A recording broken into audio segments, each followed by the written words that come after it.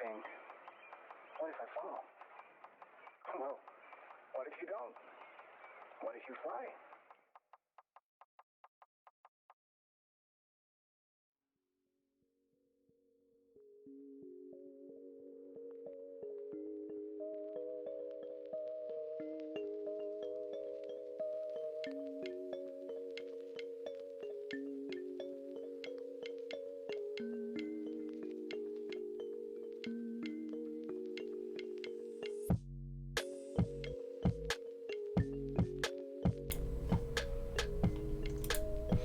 Good evening, guys. How's everybody doing?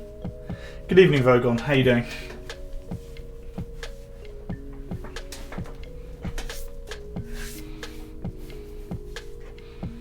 Yeah, it's one of the default ones that you can find. Though it was quite chill, so it's the idea that I'm going for. So still got a couple of things to get ready here. I'm gonna need my knife possibly. Hey, GLC13R. I'm assuming that's meant to be Glacier. How you doing? Or is it something else? Tell me if it is something else, so I'm not gonna just continually get it wrong. Glacier. Okay, I'll remember that. It looked like Glacier, so. How you doing though? Oh, good. I'm very well, thank you. I'm very well. In a little bit of a rush. To get everything set up. I've been fighting with the camera above. It's been playing all sorts of silly games, but we've got it sorted now. So I'm just going to get all of the other bits out. I only need that for that. Solder that. I may need my solder pack if things go horribly. Matt, is that a 3D printed solder roll thing? Yes, it is, yeah. So I got given this. Stocks, who's in MK UK, he's one of the admins now actually. He I don't know if he 3D printed it or what have you, but he sent it to me, and it's a little spool holder, and it's perfect for the. So I used Loctite brand solder, and it's the perfect size for it. Yeah, it's really nice, really nicely made. It comes in two pieces, so the two pieces are the little spigot and then the rest of the holder, which has been 3D printed, and it's got like a little hole that it tracks the wire through. So yeah, it's a nice little bit of kit. I wasn't expecting it. I can't remember what I bought from him now. This might interest you if you like 3D printing. This was what it was. So, he happened to have some of these. Bring it up to the camera a bit. Come on, camera. So it's a bit dirty, but it's a stem holder. And so he gave me I needed a stem holder because you get your hands all lubed up and everything like that when trying to lube switches, so I thought I'd go with that. How's the music levels, by the way? Is it too loud? It's relatively loud in my ears, but I can always move it down for you guys if you think it's too loud. Good evening, Skarsla. How are you doing this evening?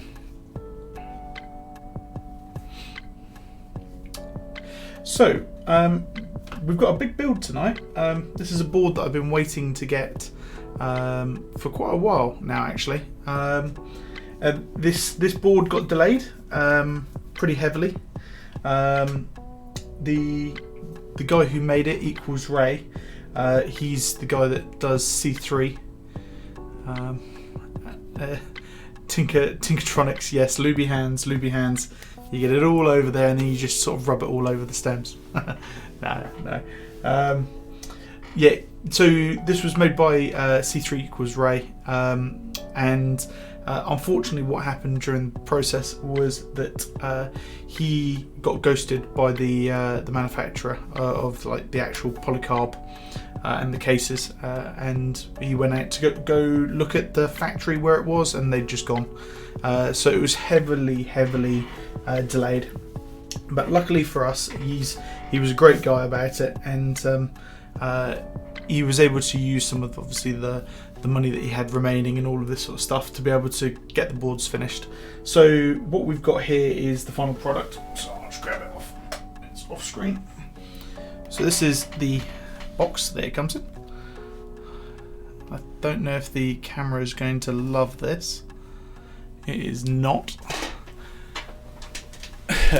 Right as the music goes all funny as well. So let's see if we can fix this for you guys.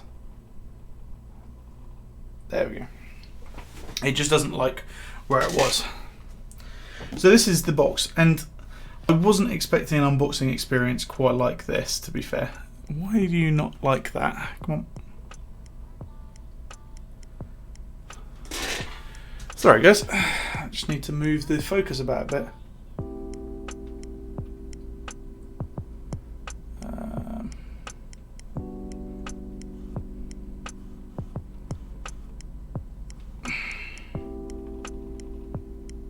Oh, I know why.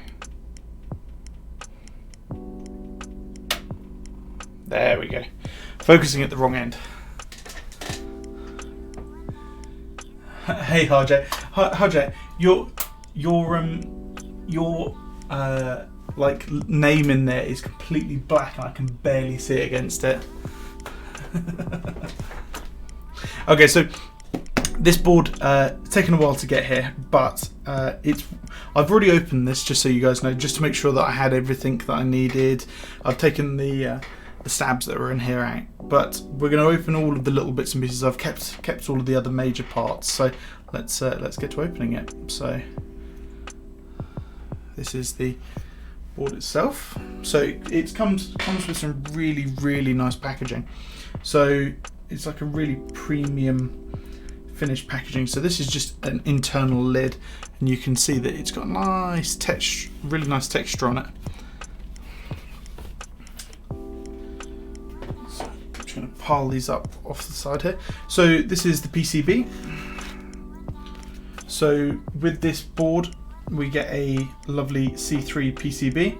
So this PCB is RGB. It uses its own specific software. I've already configured this PCB because I've bought a second one. You can see on the shelf here there's another PCB, and that's going to be going into the Mech 27 I'm having receracoated. So what we get is we get the C3 PCB. So this is a solid PCB. One of the PCBs that I've loved for ages. I've had 4 of these now. But if I bring it up, you can see just about see the RGBs that are there. I'll flip it over. You can see all of the RGBs, and it's got this is backlighting RGB and this is underglow RGB, and the underglow RGB will be really nice on a polycarb board. So I'm going to move this over here for now. So the additions that we weren't expecting were the rubber matting. There's like a silicon matting. I'm actually going to be using this, and this is pretty thick, to be fair. It is the full 3.5mm thick. So it'll be interesting to see how it works and how well it actually sticks together or sticks in place. So I'll put that over there. We've also got an acrylic, or I don't know, it might be polycarb. A plate. I'm not going to be using this. Don't want that much flex. I mean, that is an unholy amount of flex. So, but that finishes this section off. So let's take this back, and so then we're greeted with these 5 lovely little packages. And you guys do know how much I like to see a good package. So let's just pull this up. They're quite tight in there. So I don't know what's in any of these, so I'm going to take each of these out and we're going to have a look at what's in here. Yeah, Glacier, I was not expecting it to be as well packaged as it is. The packaging is beautiful. One thing that was in that last section that isn't in wasn't in here is the stabs. So I've taken those stabs out because I'm actually doing a combo with the stabs that you'll see in a minute. So we'll take these 5 little packages out. I'm just going to move this up here, and we're going to open them. Let's have a look, see what's inside. And as some of you might have seen on my, on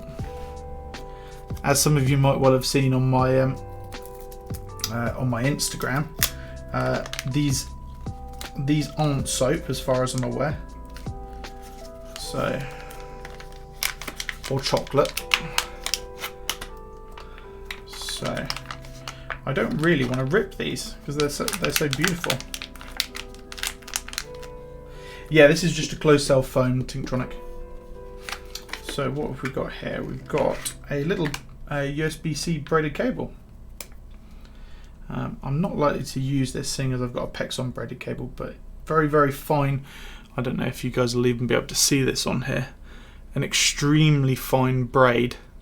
Really, really fine, but little C3 logo at the end there. Probably be useful for some other things. I do have a lot of USB-C devices, so I'm going to try and keep hold of all of this because I'd love to be able to rebox this up and keep hold of it, because he's gone to an awful lot of extent to make such a nice little setup here. So let's go with one of the heavier packages here. Go with one of the slightly heavier packages now. It's very sticky, this stuff. Yeah, for some reason the focus isn't liking this closed cell foam or the top of it for some reason today. I'm not exactly sure why. I'll try and keep the focus in check whilst I do this unboxing part. So what have we got in here? So this is the additional C3 the 0 logo. So I'm not going to be using this one, but you can see there's a nice little logo there, little brass logo. I'm not going to be using this one because I like the one that's on there. Yeah, we like the packaging. Camera hates it. Yeah, I don't know what it is. I think it's just probably the texture, and it's probably struggling to get focus with the texture. I think if I probably opened up the windows, it might be the curtains. It might give it a little bit better chance, because I think it's the down to the ambient light. So I don't know what's in here. Ooh. So I'm going to need to give these to Andy. If Andy is watching at the moment, I'm going to need to give them to him because I've already given him the others. But some tangerines. So what was in here previously, because I have opened it up and taken them off, was a completely free set of tangerines. Unfortunately, I'd already bought some tangerines off of C3's friend Ilum KB, so ended up already having those pre-lubed and everything like that. So there was 84 on the board.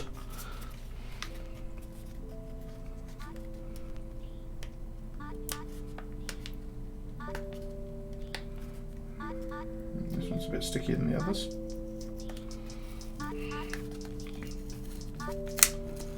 Okay. It's really nice packaging. These are like they feel like little coffee bags. Okay, so what's in here? So this is something I'm going to use on the other board.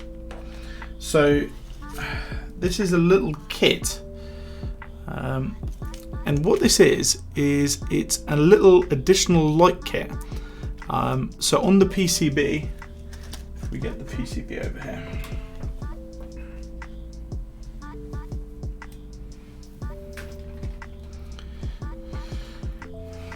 So in the PCB, you can see in the top corner here, there's some little holes, and what they're for is they're for this little device, and so it just gives a little bit better underglow for your escape key. And so the idea is that if you're meant to put an artisan on there or what have you, and it gives it a little bit better underglow, just so that it lights it up better. Nice little feature. I'm not going to be using it on this, but I will be using it on the Mech 27.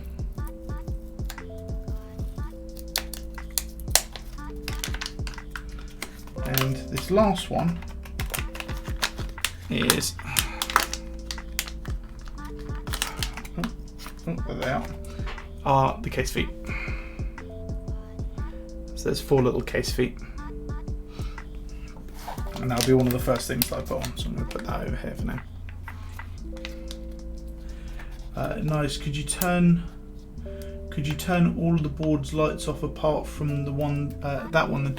I'm not sure. I think you might well be able to, because they're individually addressable within the software. So I'm assuming that you probably can.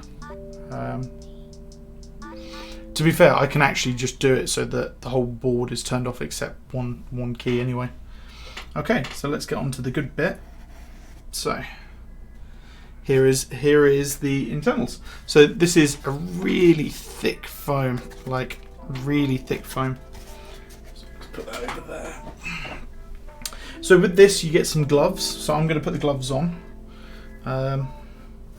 mainly because I don't want to ruin it as I'm taking it out. Albeit we're not going to actually have to build in there for a little bit. So I'm only going to do it so that I can take the board out for the time being. So, I mean, I'm feeling more and more like Michael Jackson. Okay, so.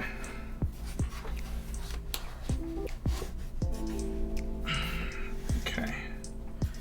Let's just move the box away. Put the bottom half of the box on the floor over here. I think that's the last of it. So, I think it's this way around. So, here it is. So we've got a nice little, oh, it's really not liking this, is it?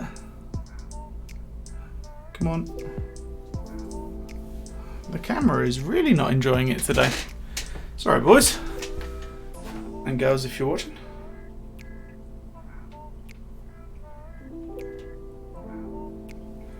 Hi, Kronborg. Okay, so it really does not like this today, but this is the board. So you can see this is the original logo that you get with it. So I could swap that out to the one that says 0.9 on it, but I think the Chinese writing, that this is ancient Chinese writing, I believe it is. I think that's what he said in the Discord. But this is I'm going to keep this because it's going to go with the theme that I'm going for. Because I've got a cat set coming for this that's going to take the place of 9009.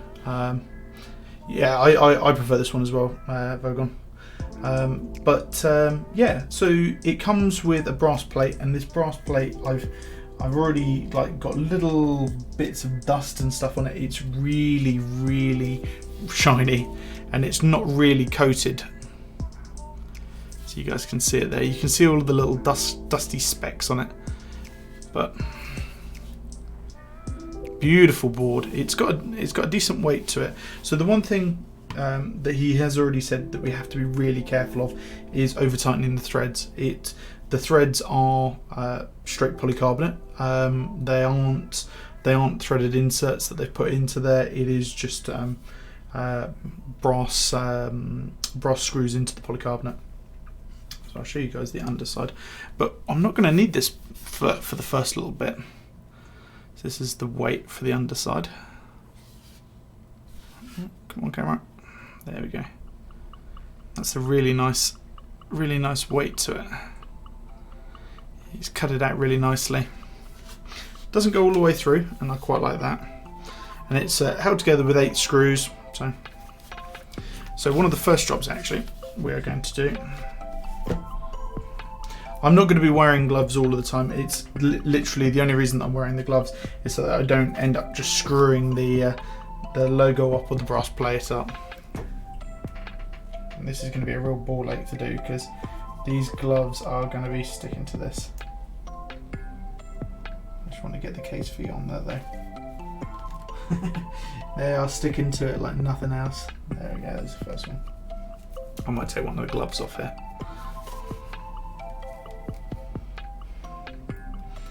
And the board is going to be going back into the box short term after I've put these case feet on, because all of the components for the build that I need are now outside of the box. One of the components you've not yet seen.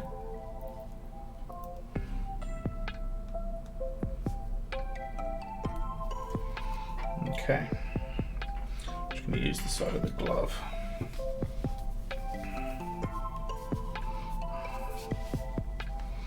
Okay, and so that's the case for now. But what I'm going to do is I'm going to put the case back into the box. So let's just wrap her back up for now. So I'm going to put the case back in the box and we're going to show you the other bits that we've got to play with. Because there is a bunch of other stuff. It's back in the box as well. I can bend that off. So the other bits that we've got to play with are, obviously, I'm going to bring all the stuff that we're going to need to build here in. So we've obviously got our plate, our PCB even, sorry. We've got the plate that we're not going to use, so that's going to go back over here. We've got the rubber, so we're going to keep hold of that. And then we have got the plate. So I got this cut with Jay. Jay got this specially cut for me, and I got this cut at the same time that I was getting the Ace of Spades ones cut. And so Jay nicely got this sorted for me. But this is, you can see the fingerprints all over it. This is a carbon fibre plate for it, and I thought this would combine really nicely with the switches that I'm going to be using. And so Jay has also included a bunch of, I'm not going to be able to get it to show it very well, some stickers. So these are going to go to the Ace of Spades group buy runners. But the switches, so in the package that we got, I also got given some stabs. So these are some of the new C3 stabs. They aren't entirely all C3 though, so you might be able to see the actual slider in there is clear. These are Zer0 sliders.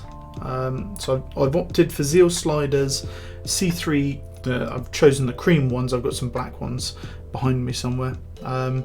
Housings, and then the C3 wires. And I did some testing the other night, and the C3 wires are definitely an upgrade to both the Duroc and the Zer0 wires. They're ever so slightly thicker, and it reduces the rattle quite nicely actually. So we're going to put these here. So I haven't lubed these yet. I'm going to lube them. I'm going to be trying something that I haven't tried before, and I'm going to try lubing them with 205 grade 0.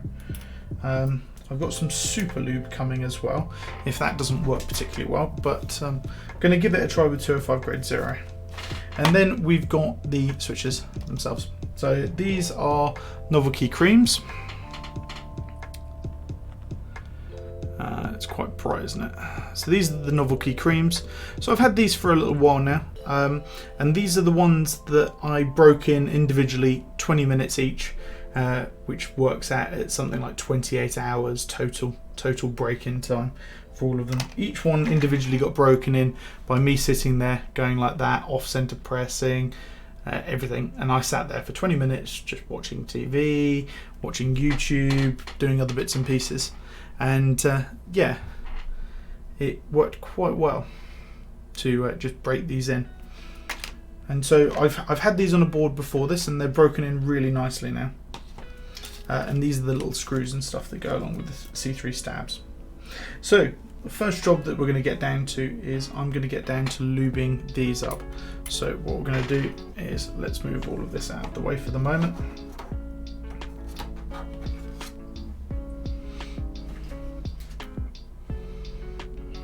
So anybody in the chat, have you ever used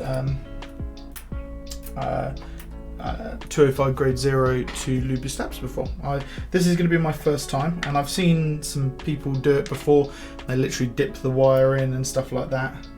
I'm going to try a little bit of everything. Be interesting to know what people's thoughts are. I've mainly used dielectric grease in the past, and that's worked pretty well for me, to be fair. I'm going to be doing it nice and thick on here.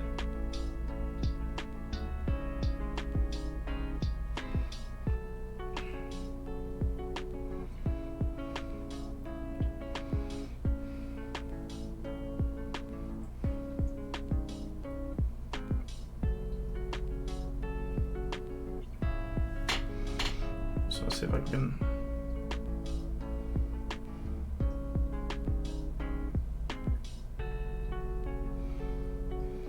So these stabilizers, they are a lot better than normal stabs. By the way that they're designed, they are designed so nicely in comparison to like Zer0.9 stabs.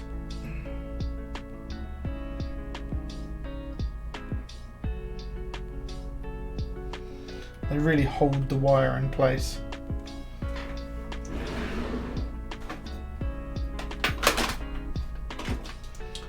Nope, only silicone lube. I'm not that rich. Yeah, well, I've always thought that in my previous testing, they came out to be about the same. So I never really bothered. Let me see if I can get this to focus more in the middle now for you guys. There we go. Perfect.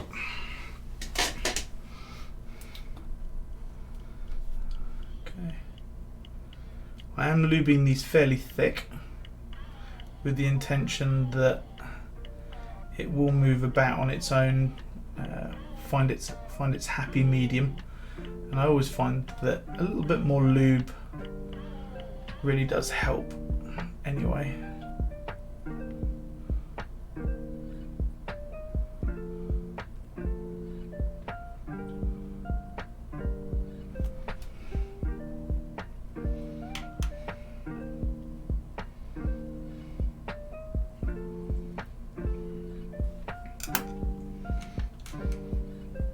So this is the bit that I've only ever seen people do.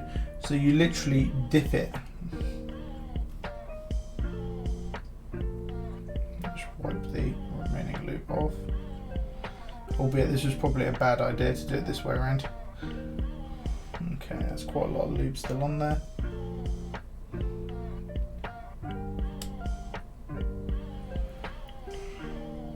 And the idea is that you push it in and then give it a little bit of a move about, and that gets the lube moving around in the switch in there. So I'll do the other side of that in a second. And then obviously you just wipe off the excess that you're not going to need.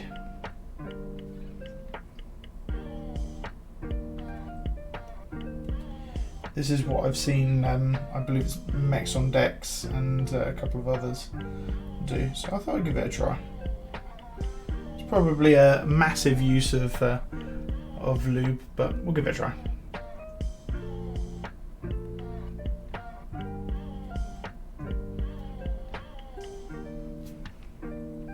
So is anybody else building anything this evening?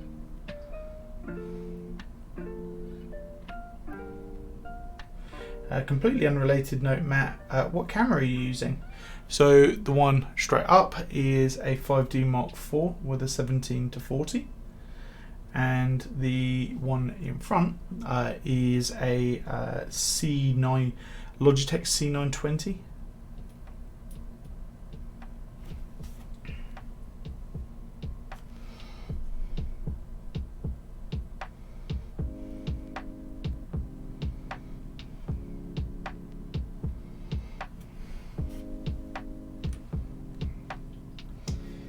Yeah, it's the overhead camera is one that I've had for quite a while. I'm a photographer. Well, I say I'm a photographer. I'm an semi-professional photographer, I'd say. I nearly say amateur all the time. I've been doing photography for probably about 10 years now, and I've never really wanted to take it on as a full-time job, but I've got all of the kit nonetheless. And so it works perfectly when I come to decide to stream.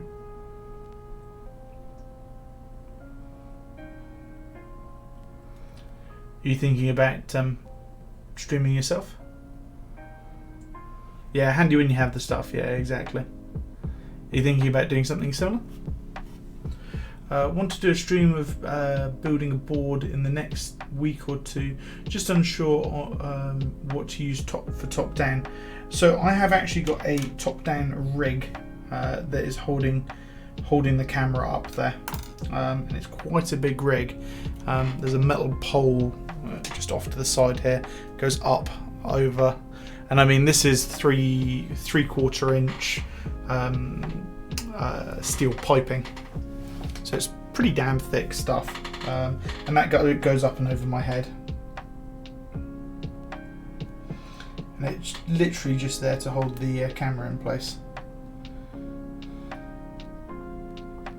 Okay, that's probably way too much. Let's just wipe a bit off.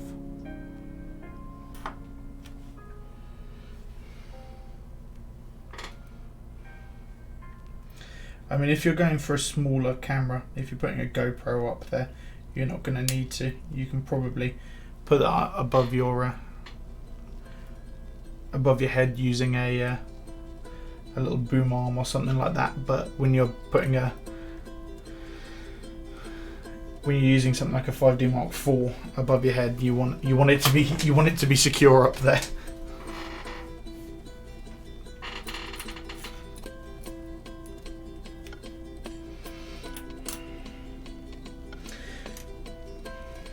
So one thing that I haven't got out of the drawer yet is I am going to need some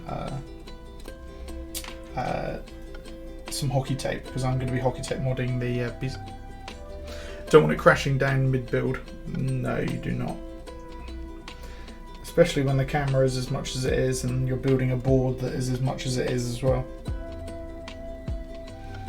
You don't want those two worlds colliding in that sort of way.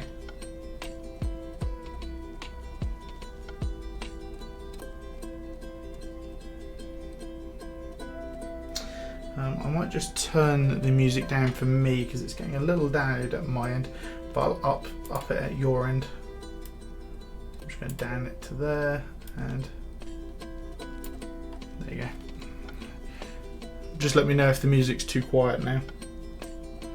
It's just a little too loud for me, that was all.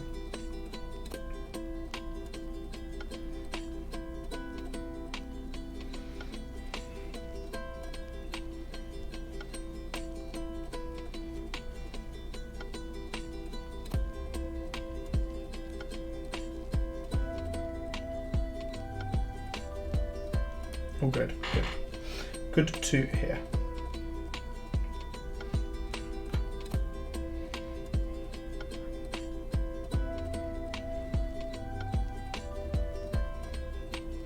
So, what are you going to be building on your stream if you are going to be streaming? If you need any help with any of this, by the way, just let me know. I'm more than happy to help out.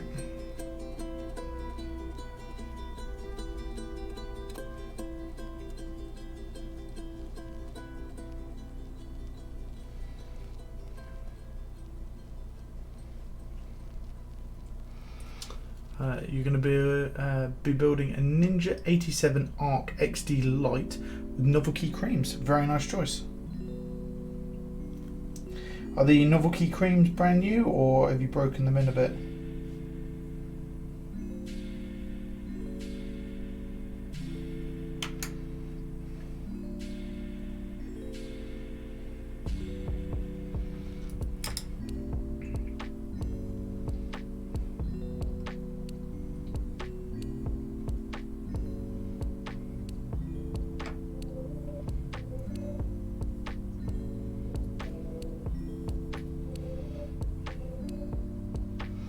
So we are going with the mentality of more is better, and there is an awful lot of lube on these. Sucks that it's a hot swap board, but it's for other half's birthday. She likes the frosted acrylic, very nice. Brand new. Don't fancy a 20-hour marathon like yourself. I mean, you can break them in however you like, really. I just decided that 20 minutes each was enough. I would definitely suggest giving them a break in before lubing them or anything like that, if you are going to go down that route. They do feel better after a little bit of lube. They don't need much, and it does help them out quite dramatically.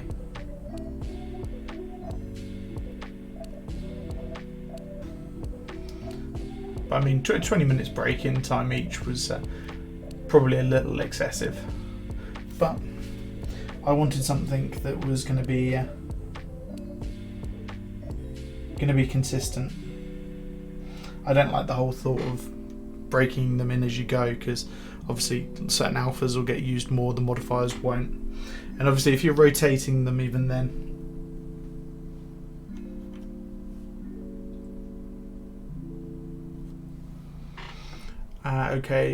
lubing was this week's job, maybe 2.8 hours break in marathon. Then I see. Yeah, lubing can take a while, but it is really worth it with some switches. With creams, definitely worth it. Makes them, gives them a deeper sound.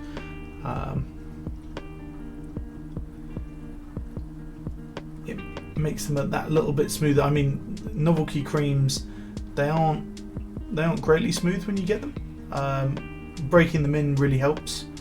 But adding a little bit of lube really helps as well. So if you can do a combination of the two, you're onto a winner, I think.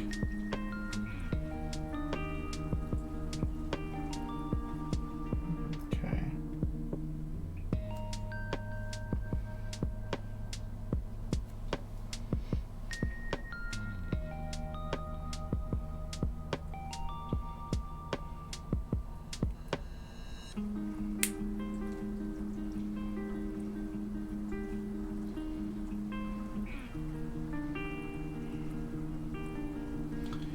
Totally agree on breaking them in before lubing. I didn't on mine and should have. Yeah, it's one of those things that really makes really changes the switch. It's really, really nice. I'm glad to hear the springs finally arrived. I was about to give up. Yes, I had a look at the package actually. I'll show you guys. Alright, so we'll do that. There we go. So, you guys can probably see that. What number is that? And Kronberg, don't tell them. What number is that? What number is there?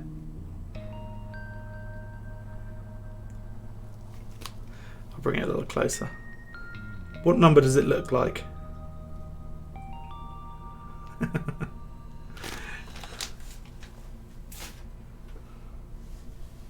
Hey, Zachary. So Zachary says 14, Glacier says 17. I live at number 17, and number 14 came round earlier and said, "Are these yours?"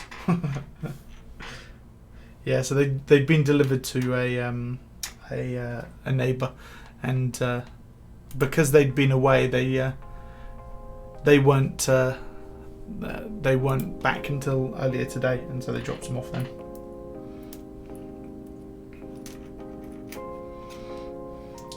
Yeah, you obviously just confused the postman.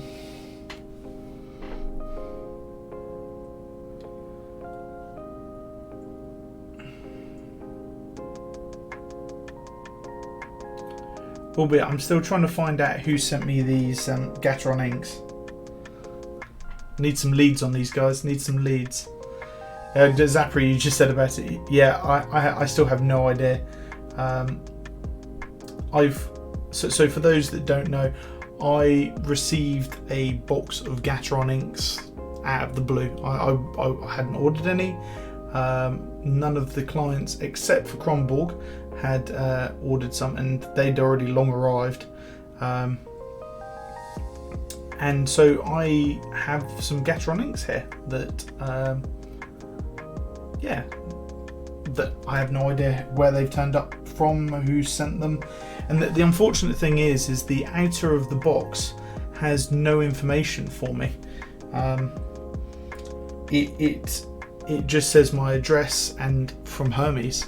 It doesn't say a vendor that sent it. It doesn't say a return address. And I've looked online at the tracking, and it doesn't say where it was sent from. It doesn't say the depot, anything like that. So I can't get an idea of where in the country it's come from, or if it's come from internationally. And if it has come internationally, then why has somebody sent it to me internationally? So currently I'm stuck with 90 Gateron inks that aren't mine, and I'd love for them to go to their rightful owner. So if you guys hear anything of somebody missing some Gateron inks that have gone missing in the post, send them my way, because they might well be theirs. And I do feel slightly bad that I've got them here, because it does mean that somebody is missing a key component to their build that I happen to have received. So want it going on its way to the people. It's not my fault, but at the same time, I do want it to end in the right hands.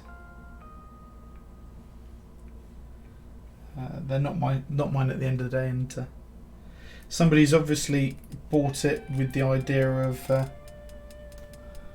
of having a nice build themselves, and yeah.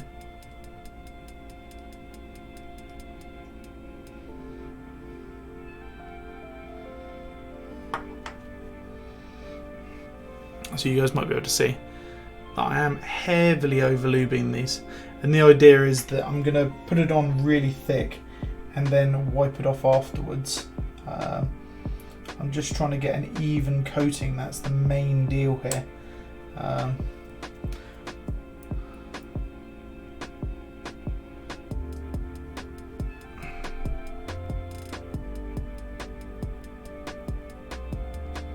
That's the main part of this.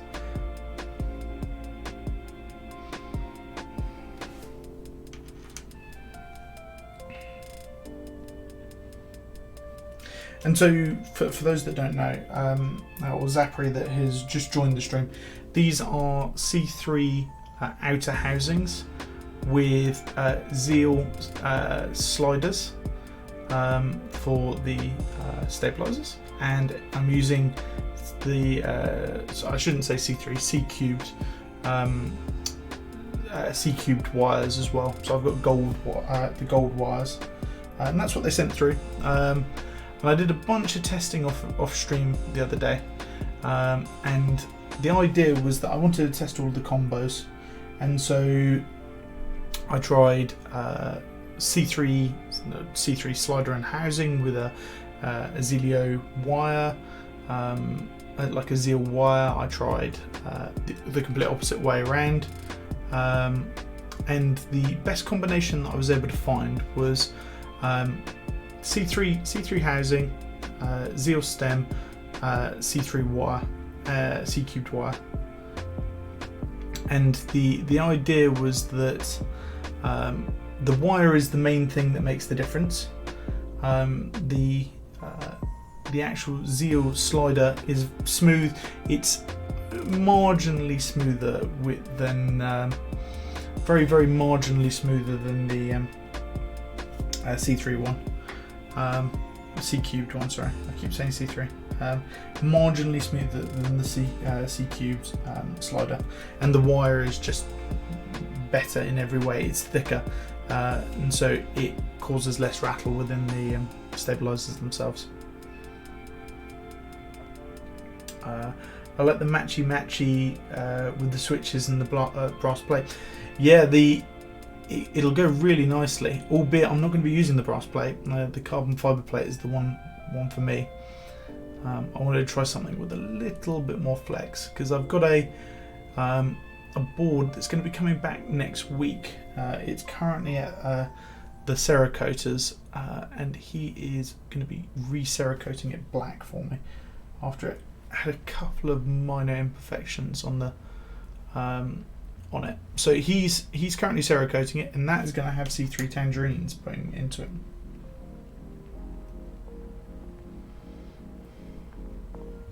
C cubed tangerines, cubed.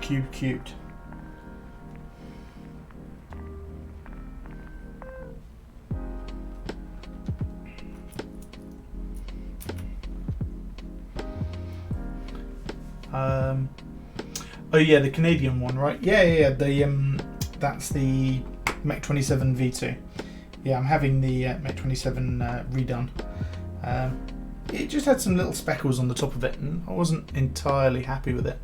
And the Cerakotas is only about 20 minutes away from me, so I just drove over there. I had a chat with him over email, and he said, "Oh yeah, bring it over."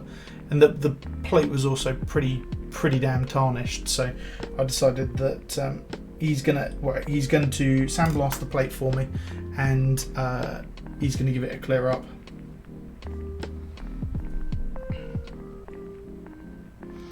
Which should help it.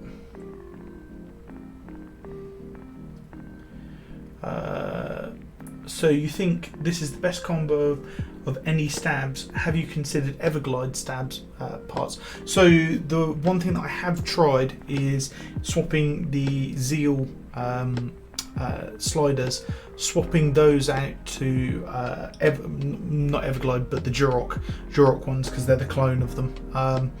And they feel identical really. They're a straight clone. So if you want to go on the cheaper end, go get some Duroc stabs. I bought some from Jay's recent sale. Get some of those and put them into it. So what I'll do is I will show you why the bottom housings are slightly better. So I'll take this out. So you guys are going to just be able to see, but if you look where the gap, which you get where it clips in, the little clip, I don't know if you guys are going to be able to see, it's really bright up here. I'll try and shade it. You can see that the clip where it goes in is far smaller than normal Zeal ones. If I can, what stabs do I have spare? I think I've got some stabs over here somewhere. Give me 1 second, guys. I'm just going to grab one of the stabs. Move him out of the way. Go in here. So I'd like to show this off to you, really.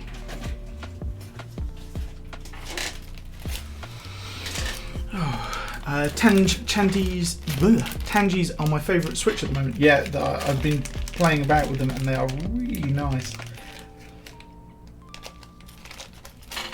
Okay.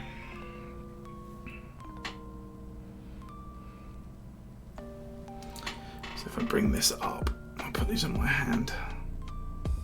You guys might be able to see if I shade it a little bit. So the front lip, this little bit here, this little, right at the very front, it sits much higher and it's much more difficult to push the wire in place, and it actually holds it really nicely. It's just got a better hold on it, and so the wire isn't able to rattle around nearly as much, and so because of that you get less wire rattle, and because of that you get quieter stabilised switches. Oh, hey Jampot, how you going? I'm very well, thank you. I'm very well. How you doing? So what I've done is I've taken the sliders out of these because the sliders, I find that they're a little less scratchy. That's really all it is. Oasa? Oaswas? Was or that. Going to eat buff. Yeah, I just realised that it was was. Trying to say it there. Oh dear. Cromwell asks, off-topic question, are you using Philips Fidelio X2 headphones? Yes, I am. Yeah, these are the... See if I can get them in there. Yeah, the X2s. Solid headphones, and I've got them combined literally just here is the shit stack.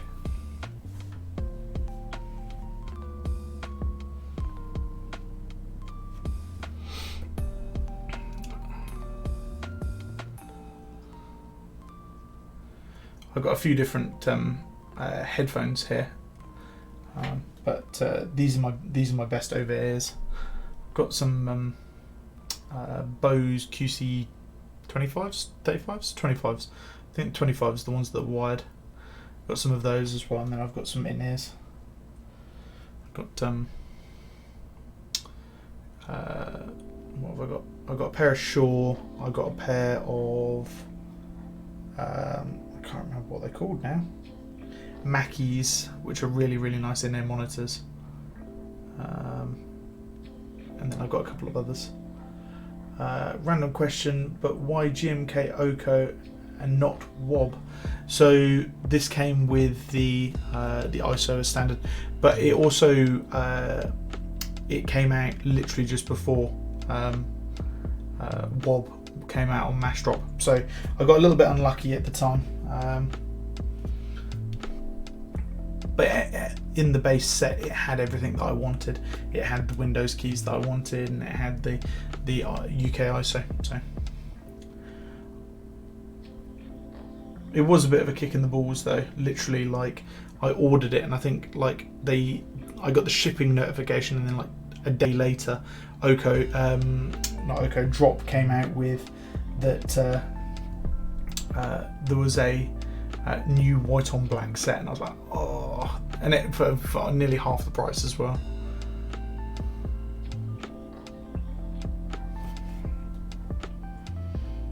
But you win some, you lose some.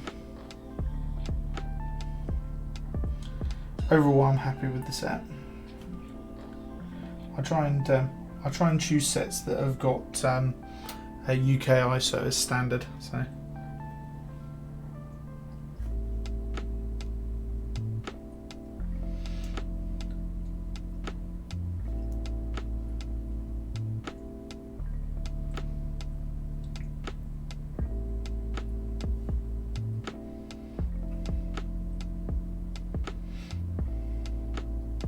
So is anybody going to be getting that new cat set, the white on black cat set? I should say white on black and black on white cat set.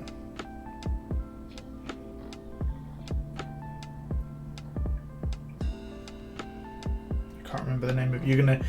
Somebody's gonna need to give it a quick search, but I can't remember the name of the cat set. But it is white on black and black on white. You get both as part of the main bit. Cat refined, that's it, cat refined.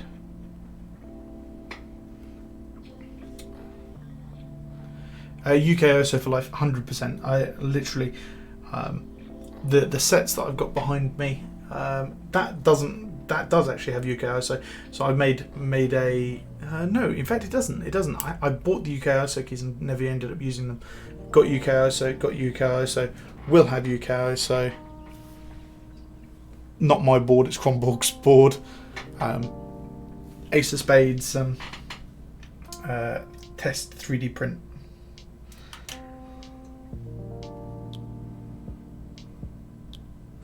But I have also got GMK Bleached that's coming with UK ISO support. I'm trying to get Modo at the moment, which is going to come UK ISO support. I've got Cat Lucky Jade, which is going to go on the Polycarb board down there when it comes, and that's got UK ISO support, and Cat Atlantis, which obviously has UK ISO support as well, seeing as cat sets have literally everything.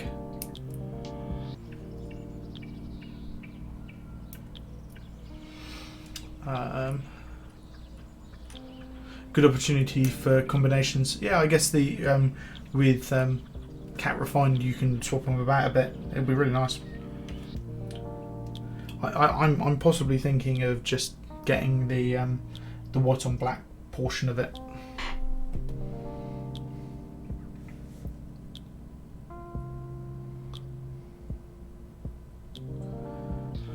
Although I'm in 2 cat group buys and have not had one set yet. I've had Cat Atlantis, Cat Alpha. Cat Alpha was and is one of my favourite sets.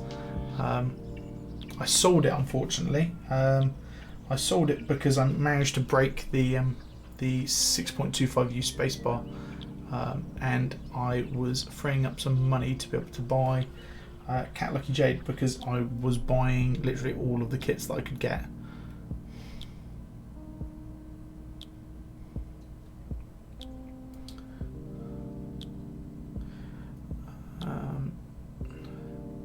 To be honest with you, I might get it. I need white on black for my HMKB. I mean, it's a really nice set, and plus the fact that their group buy model is miles and away better than GMK's currently.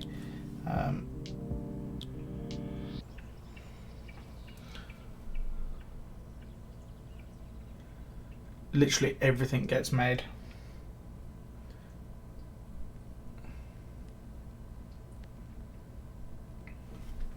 I'll see you later, Kronborg. See you soon. So for those that don't know, Kronborg's board is the one that's behind me, and I'm going to be building that next week. We've been waiting for the springs to turn up. He thought they'd gone missing, but they were just with a neighbour for a little while.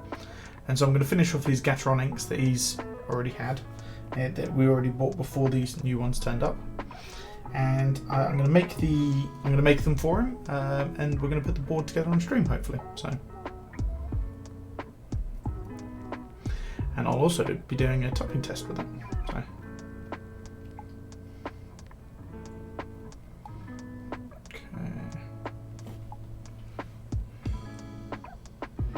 I'm going to have to go clean my hands off after this because I've got lube all over my hands.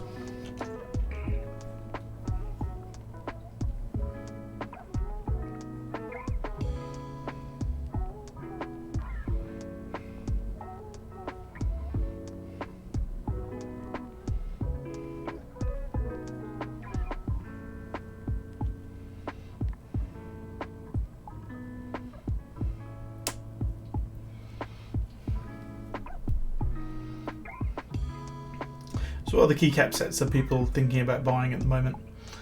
I'm going to be down for hopefully getting GMK Modern Dolch. But what are the keycap sets that people got either on order or thinking about ordering?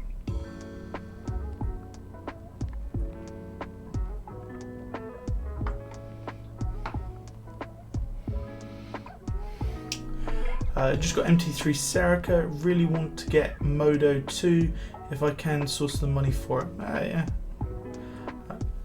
I mean, it's a really nice set, and I mean, you have got next month. It doesn't. I mean, the group buy doesn't close until the 3rd of next month, so you've got, if you get paid at the end, like 1st of the month or whatever, the last day of the month, then you've got that little bit of time. So, okay, that's feeling excellent. Those are feeling really nice. So what I'm just going to do is I'm going to tidy this up, and then I've got to go. I mean, I don't know if you guys can hear that sticky. And I specifically do not want to get lube all up the side of the board. So I'll be back in 2 seconds, guys. I'm going to put you onto the Be Right Back screen.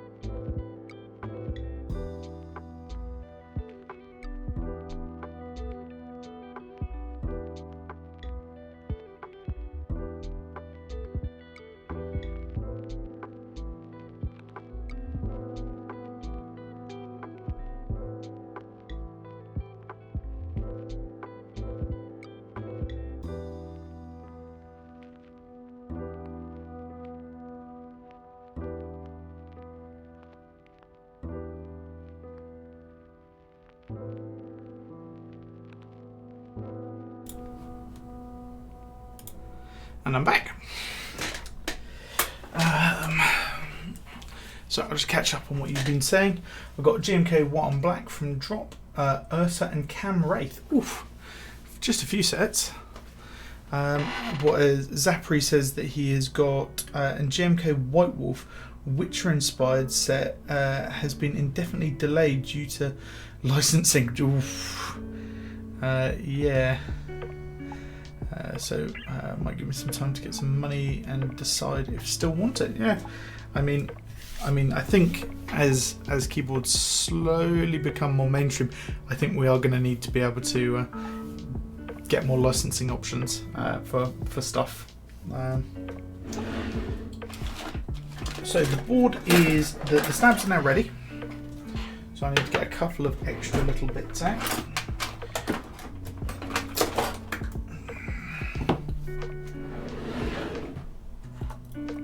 Okay, so these are the extra bits that we need, and so we need to get. Don't need the plate or the rubber. It's just the fact that they were sat on top of the PCB. So let's grab the PCB. So what we're going to do is we are going to be putting a little bit of hockey tape to dampen the bottom out sounding. So it's not plastic clacking on plastic, it's going to be plastic clacking on this stuff, and it really does reduce it. So if you guys are building with PCB mount stabs, get some of this stuff, and it really does make a difference. And plus it's only like 4 or 5 quid, something like that. I've used this on 5 or 6 boards now, maybe more than that. Or I should say the designer is deciding whether or not he should go with his own custom design for novelties, which he said could cause delays, could cause a delay, the length of which he doesn't know right now. Glacier says, "Oh, I forgot to say I've got SA Dream Eater group by last weekend." Oh, very nice. I saw SA Dream Eater. I really wish that he'd ran it in like GMK Dream Eater or something along those lines. I'm obviously with the name The Pokemon Kid. I'm a big fan of Pokemon related stuff, and so I'd have loved to have gotten it. But I've found that SA gives me quite a lot of fatigue whilst typing, and it's beautiful sound. It just gives me some fatigue, and fortunately, Cat fills that perfectly for me. So what I'm doing here, guys, for those that don't know, is I'm cutting little slips on that's about the size that I need, but I'm gonna it's just a little off-cut one. So I'm gonna cut little slips.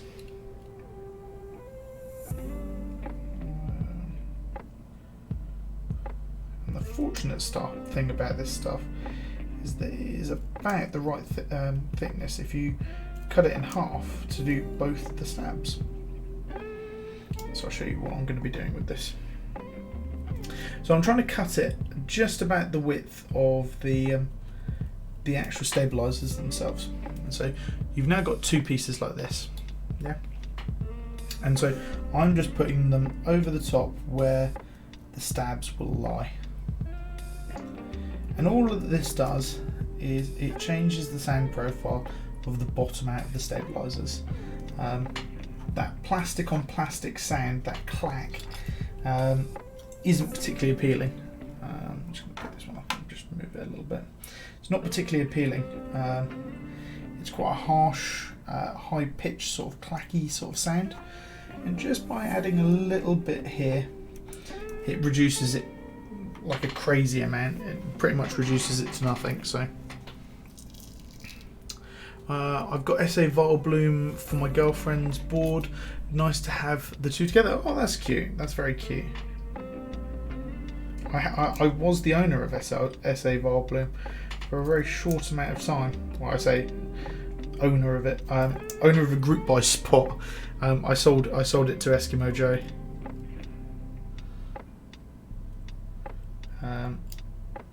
I thought to myself, oh, I'm gonna give SA another try.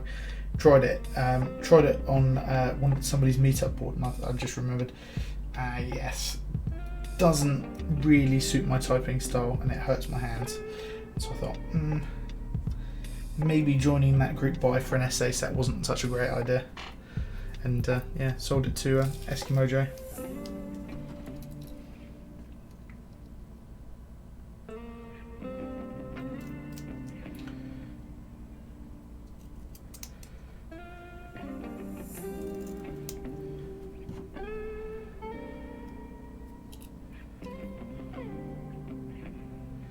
So this hockey tape modding, this is a standard thing that I do nowadays for all client builds and anything of that sort of stuff.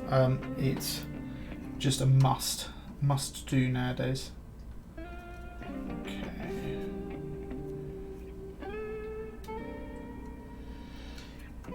Just improves the overall feel of them. And getting the stabs to sound less hollow, rattly, horrid, to sounding like a normal switch.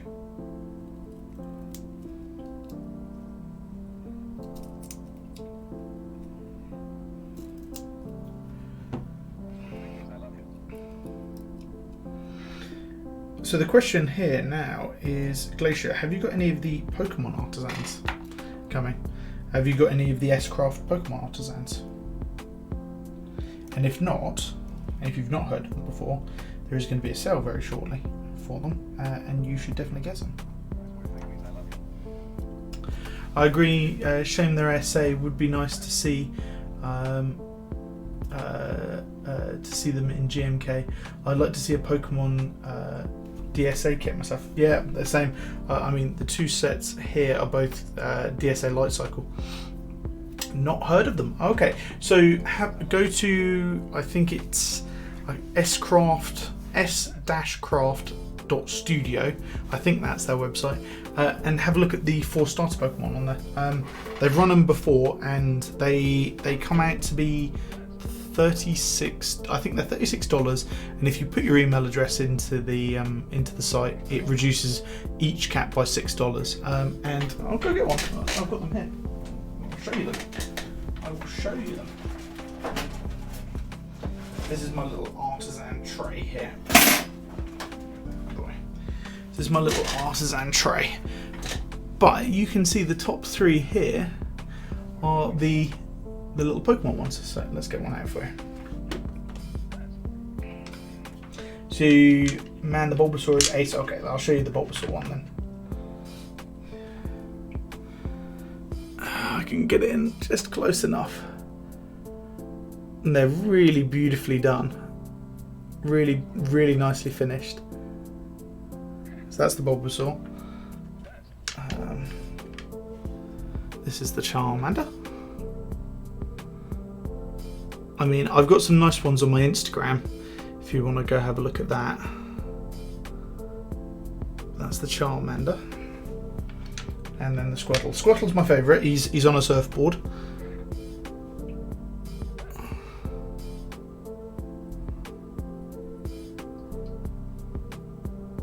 They're really nicely done. But I've got five more coming. So I've got, what have I got? I've got Jigglypuff, I've got Magikarp, I've got Snorlax, Pikachu, and Gengar. Come on.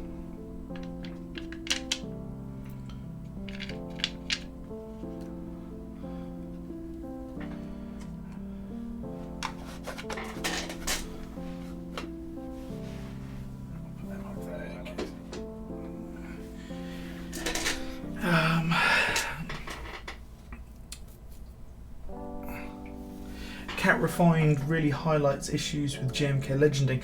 Yeah, I mean, I think they've resolved some of the GMK legending recently, because I haven't seen any real proper issues with GMK 8008. So, like, some of the stuff that they've done in the past, maybe like the older sets of, like, not this set of WOB, but the older sets of white on black that they've done. Some of them were a bit screwed up in places.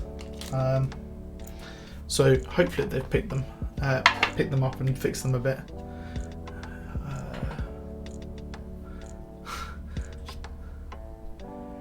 They look great, and you have the Pikachu that you would not give to my daughter.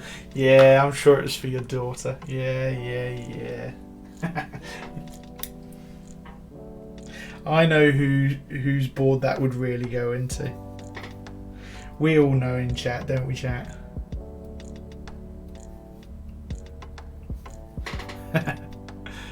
I mean, letters being different distances from the edge of the cap, etc. Yeah.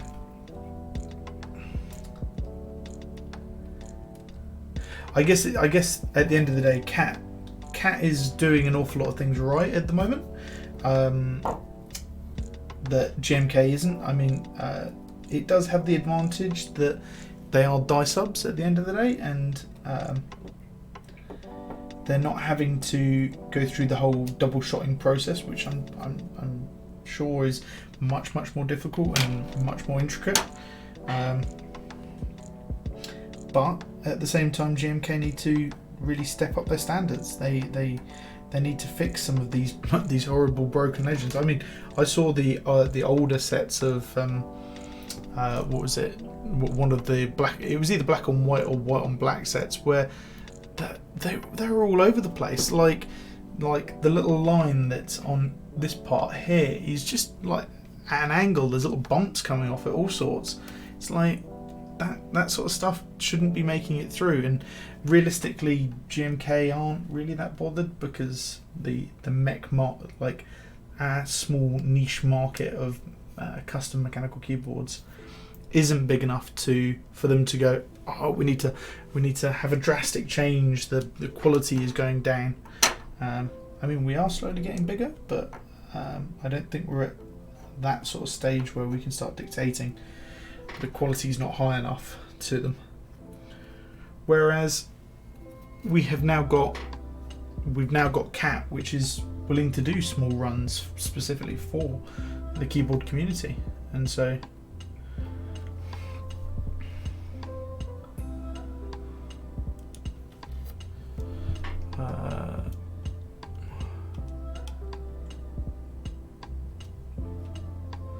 and also it's not just ones that go south.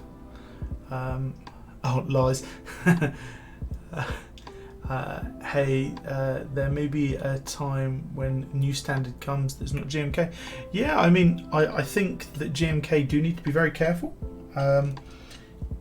Like Cat and Key Creative are catching up with them quite quickly, and you've also got was it Infinity that's out there nowadays. I mean, those brands, they're very small, and they're charging an awful lot less than GMK is, and they're catching up with them quality wise very quickly. EPPT is not as far behind as it once was. EPPT has gained on them pretty hard, and they realistically, GMK need to do something about their quality, or otherwise they will end up losing the race.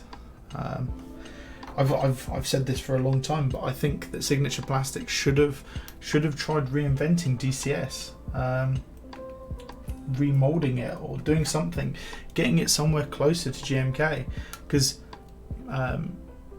they could really, Signature Plastics could do a really good job of their keycaps. I mean, I've got 2 DSA sets behind me. I've had other DSA sets in the past, and they're solid. They've got good colours. They've got great double shotting process, but they need to be willing to go after that sort of that cherry profile caps.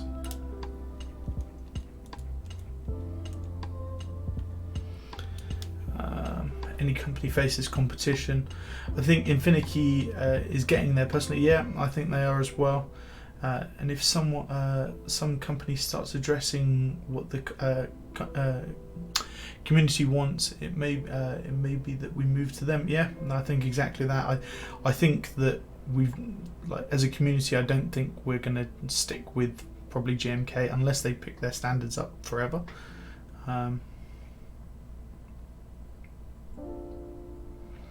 Yeah, I mean, yeah, you're right. They are still making money out of the end of the day. I think to be fair, I think we are gaining ground on it. But the problem is that they've got clients that are ordering huge amounts of keycaps. I mean, huge amounts of keycaps, and they dwarf the biggest sales that we've had. You look at Olivia in comparison. Olivia sold a crazy amount of keycaps, and you're probably talking quarter, half as many as one person makes an order in every year. So what do they care about the small community that we've got? But we are gaining ground. So Infinity PBT sets are crazy popular. Islander. It made MOQ in like the first day or something like that, and that's mad. It's mad. All right, let's continue with this build. I'm waffling too much. I'm looking at chat too much. So we're going to put this in place. This is the silicon rubber piece. See how well it fits. It doesn't look to fit particularly well, to be fair, unless I've just got it up too high. It fits around them a little bit better if you don't place it like an idiot, like I have. There we go. Okay, it needs to move across a little bit. It needs to stretch ever so slightly. Okay, so we're going to pop some switches in here. And then I'm going to give some of them a quick test. Oh no, I've got to put the plate in place first as well. Forgetting. Music stopped again.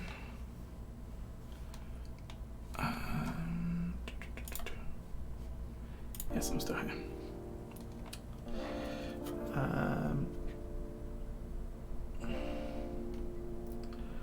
Sorry. I couldn't make my mind over Infinity Green and didn't pull the trigger. Silly me. Yeah, I was in the same sort of thing. Green looked cool, but there was something just missing about it that I thought it could do with. Green was a really nice looking set though. Really nice looking set. But it just, yeah, missing something.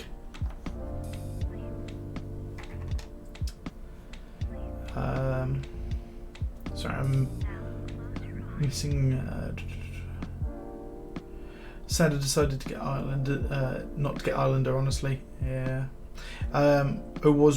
Is this a personal build? Yes, this is. This is my personal build. I was meant to have Kronborg's build on today's stream, but the stabilizers, the springs for the switches just weren't arriving. Hell of a universal, yeah. It's got quite a decent universal cutout for it. To be fair, it was sort of my stupidity because I got the file from Equals Ray and then I decided not to do anything with it. I decided that it was good enough as it was and it didn't need looking at any further. And I could have cleaned up these and I could have gotten rid of these bits, but it is what it is.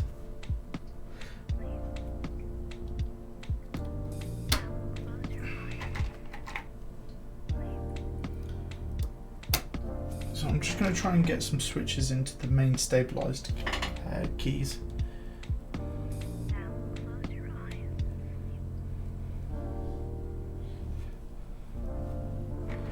I'm just going to put some around here. I'm going to have to stretch this, aren't I?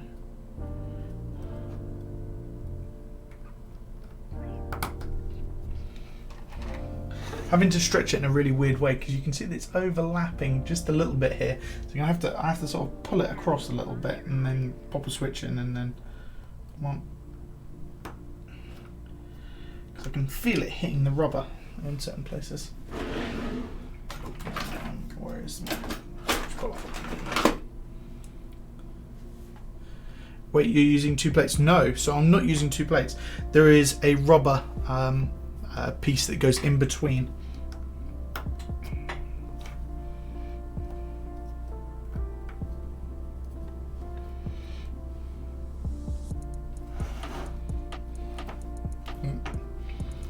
Come across just a little bit. It's like a little silicone piece. It just sits in between. I'll show you in a second once I've been able to get a couple of switches in place, because it's fighting me at the minute.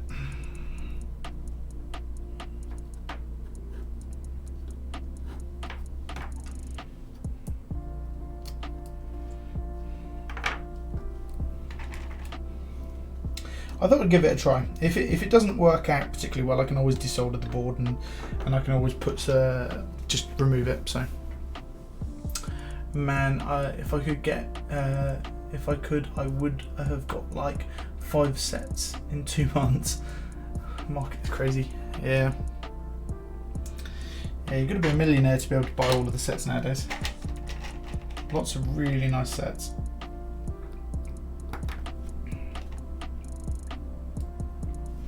I generally make my mind up on a set, whether it has UK ISO or not.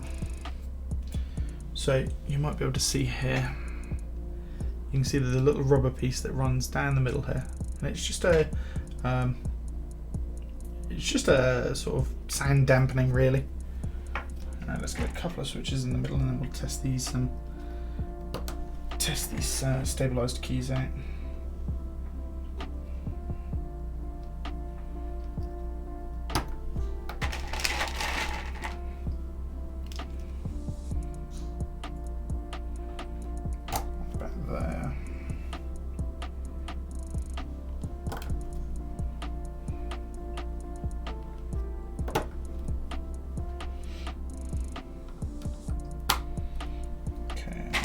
Couple on this bottom row, just so that I'm giving it a little bit of nice support, that's also around those stabilized keys, so I'm not going to get any weird sounds that I shouldn't do. I think it probably has to go, I can never remember where these have to go. I think they go on the outside ones. We'll try the outside ones. Okay, so here's 9009.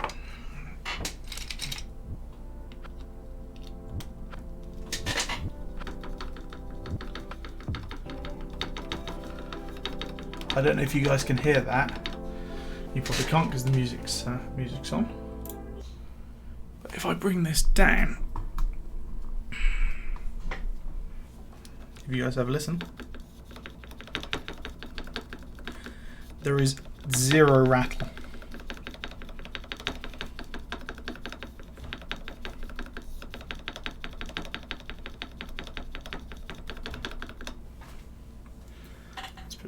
Sorry, you guys are going to get a bit of an ASMR here.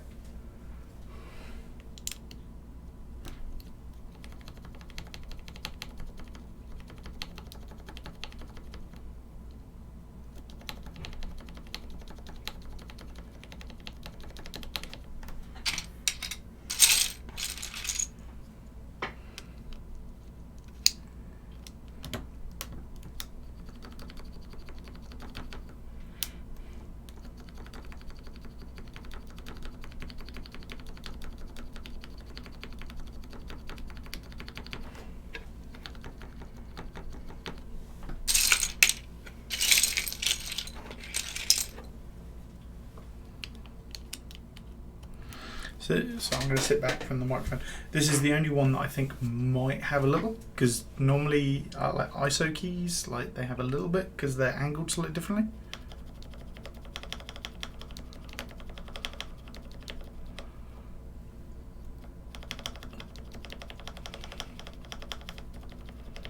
Sounds great to me, to be fair. There is no rattle whatsoever, so magnifique. So let's just pull these up. So let's stop. Let's put you back up here. Let's put the music back on.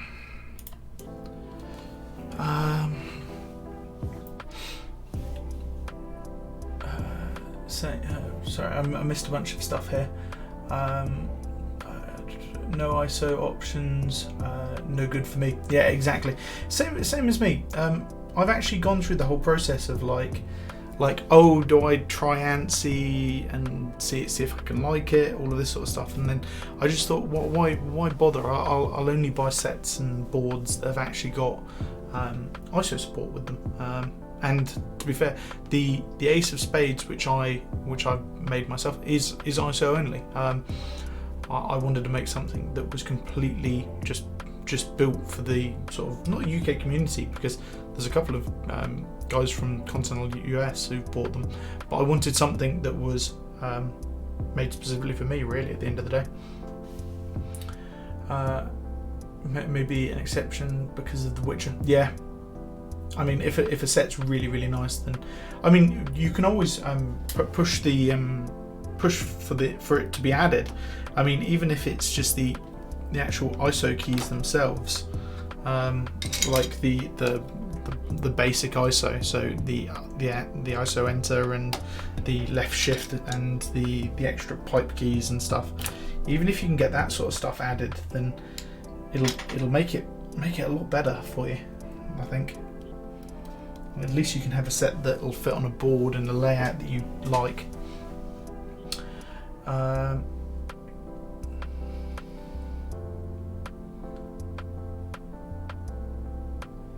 I don't mind having to buy a separate ISO pack to the base kit, but as long as it's factored into the overall design.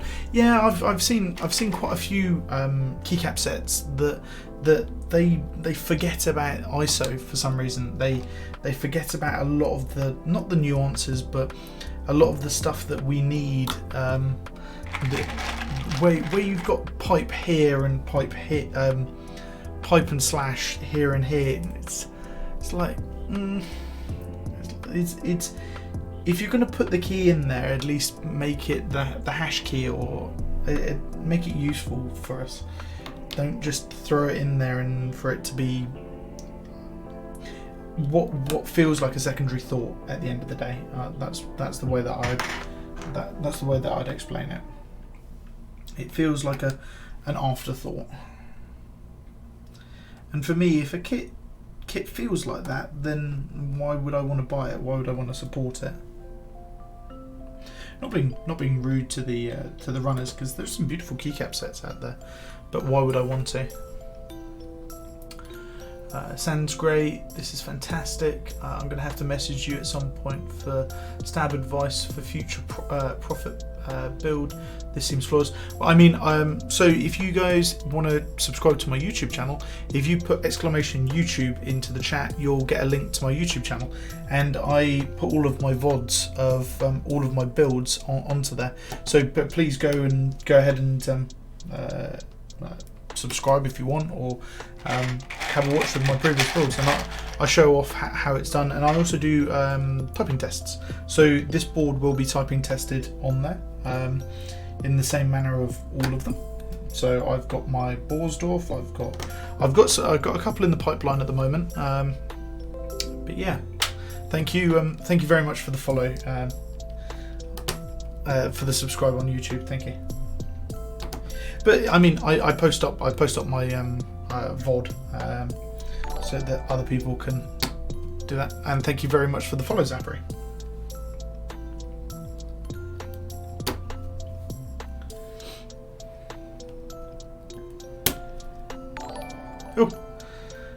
Was thank you very much for the follow as well.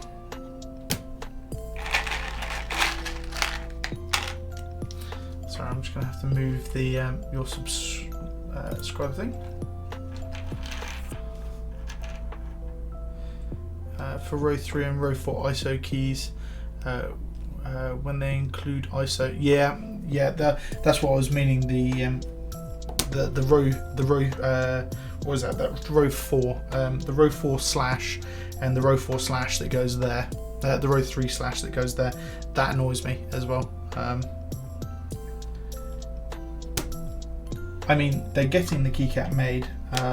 They're getting a keycap made for it. Why not just put the hash in there? I think. I do think it is just late forethought, but I mean, maybe there's a cost-saving element in there that I don't know about, and they're doing that to make sure that they can get the I don't know, the $100 base kit they're going for.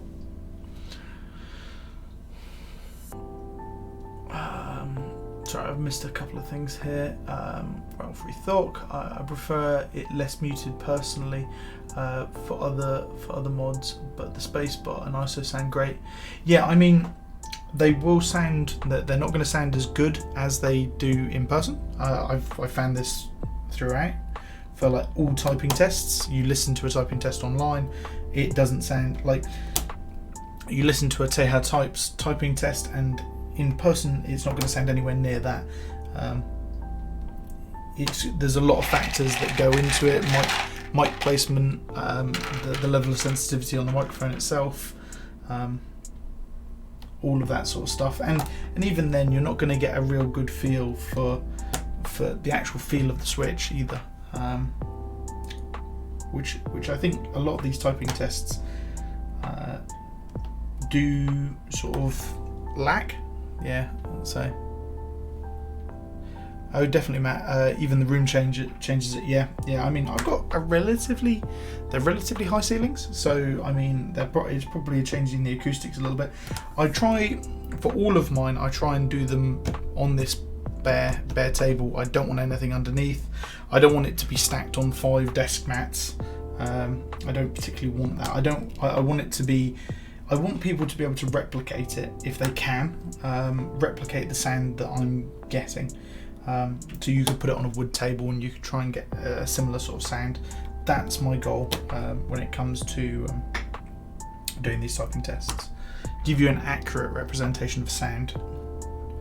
But for anybody that wants to try switches or try a keyboard out, go to your local meetup and try them at a local meetup. Most of the guys that are going to be going to a local meetup, they're gonna want you to try the boards out, and they're gonna want you to try their new combination of switch out so that they can tout it as the best. But I think that's the best place to go if you want to try get a good representation of how something feels.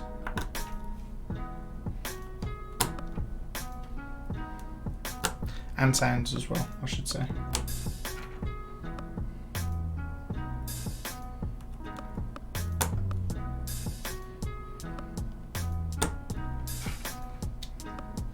So these two switches here, I don't know if you guys have seen these before, but these are cherry locking switches. I've become a huge fan of them, and I bought some fairly recently. They're quite difficult to come by nowadays. They were discontinued a little while ago, and there's a guy in America that has an Etsy shop that happens to sell them. So I've been buying them from this guy's Etsy shop ever since, and they're relatively expensive, but 100% worth it. So I'll be able to show you guys. So if I bring this up here, so you can see the switch itself. So a normal switch, it depresses and comes back, but with a locking switch, you press it and it stays depressed, and so it stays down. And so the idea is that you can code in QMK that that when you press them down, it holds down. And so the idea is that on normal caps lock, you press it and caps lock is on. The idea is that you press the locking switch down, the whole time that it is down, caps lock is on. When it comes back up, caps lock is off. You can actually use it quite well with I've used it on scroll lock before, being able to have it as move up a layer entirely, and you can work on that layer whilst it's turned on, sort of thing. Quite helpful in some places.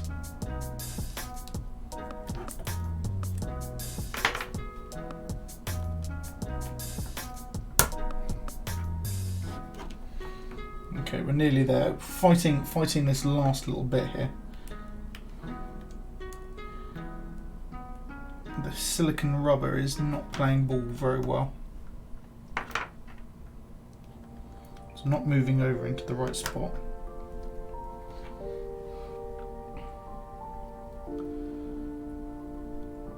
Yeah, exactly what Glacier's saying. It's visibly on.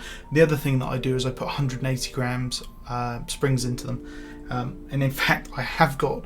I'll show you guys. Are they over here? Where are they? I've got a little bag of them. I can't remember where they've gone out there. So I got some of these, and they've got Super Spring written on them, and these are the Mega Chad springs. These are the I think they're 1.2 kilograms of force that you need to put down onto them. 1,200 grams of force to be able to actuate it, which is nuts. Which is really nuts. Yeah, from Metbox.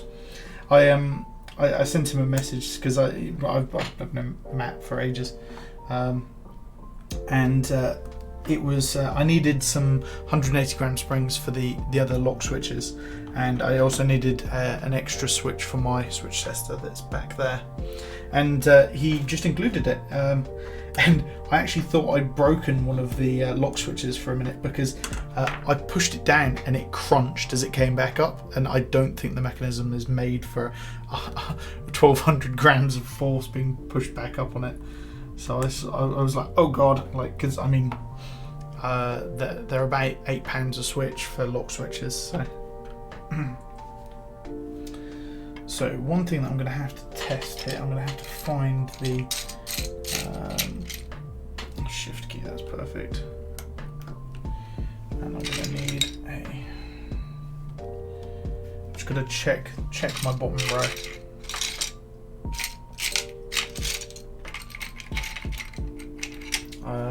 I bought some 125 grams this week for the macro pad. I'm planning to go with some navies. Oh, nice.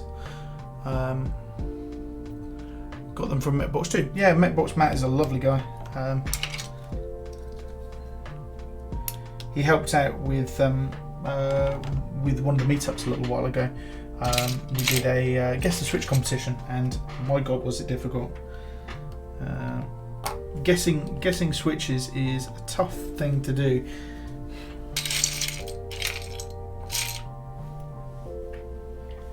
Okay, by that knowledge, that's got to go there, I think.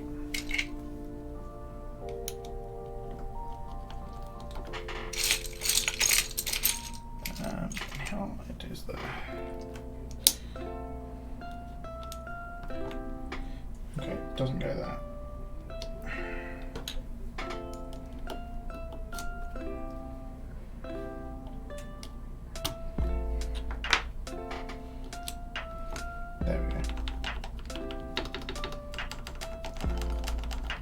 I'm loving the feel of this.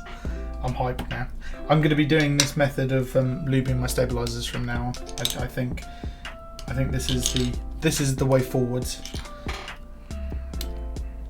Gonna have to buy some more 205 grade 0.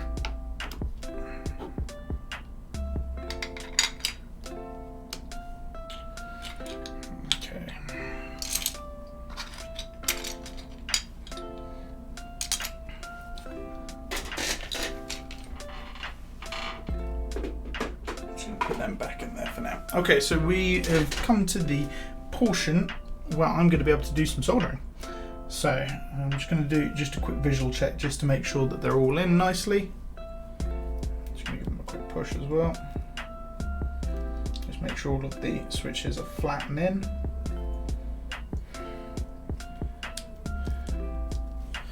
Sorry, you guys can't see this. So all I'm doing is just applying some pressure down onto the switches just to make sure that they're in nicely.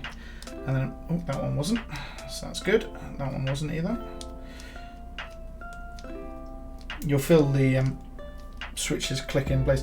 More than likely, these are clicking in place because of the silicone piece that's in between, and it's just not aligned quite correctly. And now that I've aligned it, they're able to click in easily. more easily. All right, so let's give it a quick check to make sure all of the legs are through. Don't want to have squashed one of the legs or something like that. Nothing is more of a pain in the arse when you're soldering to find that you soldered one leg and the other leg has been squished. I think being lucky this time, not squished any legs. Perfect. I'm just going to push this silicone rubber back down because it's sticking out of it. Go home, silicone rubber. You're too good for your home. Okay, so what we're going to do now is, now that is good to go, I'm going to close this up for now. I'm not going to need it for a minute. I'm not going to need the switch puller for a minute either. Don't need my penknife or my knife any longer. We are going to turn on the soldering iron. I'm going to turn it down a bit because it's at 320. I think we can come down to about 290 here. No, that's 220. We'll go to 290. That should be enough to get soldering. So what we're going to do is we're going to solder all of these in quickly. I say relatively quickly. Might have to do a bit of flipping about on the board here and there. And so what we've got here is, I use what Pexon uses and what I regard as probably one of the better solders for the money. But this is Loctite brand solder. I don't know if you got. Ooh, I'm going to try and bring it in so you guys can see it. So this is Loctite brand solder.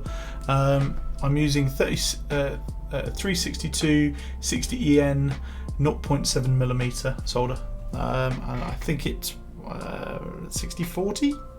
This is leaded solder. So I buy this stuff off of eBay, and it's like £4 or £5 for a roll of it. Unless you buy a few rolls, and then you can get like 4 rolls for 12 quid or something like that. So I've got like, I think I've got like 8 or 9 rolls of it under the desk. So the soldering iron is up to 290. It was up to 290 about a minute ago. So we're just going to get soldering. One thing to note, I did check this PCB beforehand that it was all working. So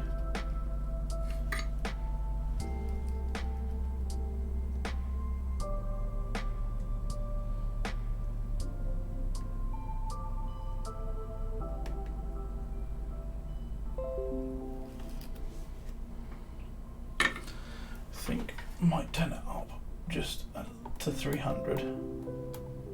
Sorry guys, I'm getting a message from a friend. Oh, there goes my mouse. I've got an extra mouse plugged in behind the monitor. That's my normal one.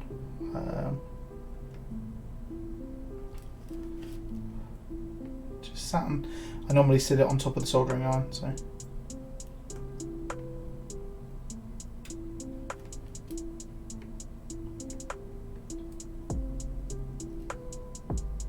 Hope you guys can see it all right.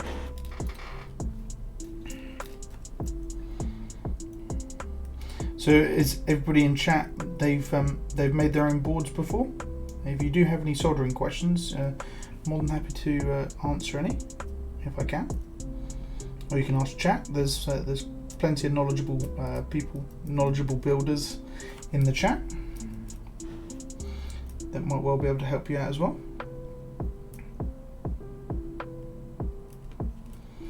So I'm going to have to put my gloves back on after I've done all of this, because I'm going to have to touch the board and I'm going to have to touch the case, and I don't want to ruin the brass plate, even though I'm not going to be using it. In case I do decide to use it in the future, I don't want to ruin it. I'm waiting.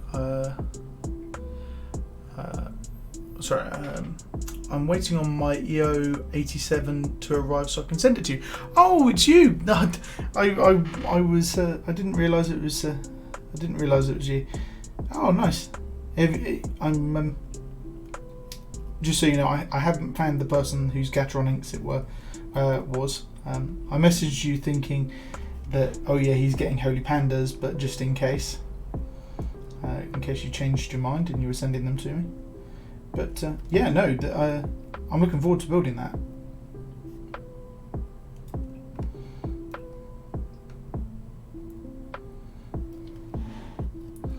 It's my first time tuning in. It's nice and chill watching. Oh, thank you very much.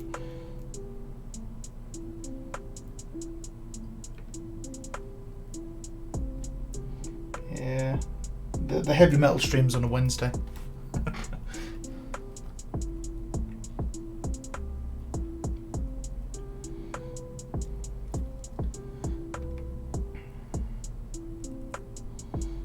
It's a long process building a board nicely.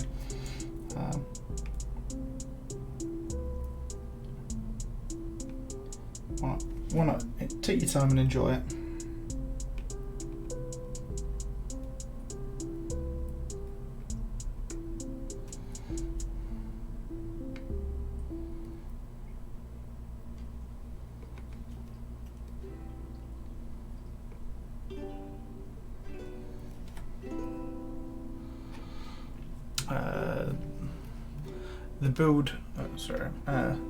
The build my girlfriend was going to be my first solder job, but turns out it's hot swap, so I'll be doing the macro pad instead.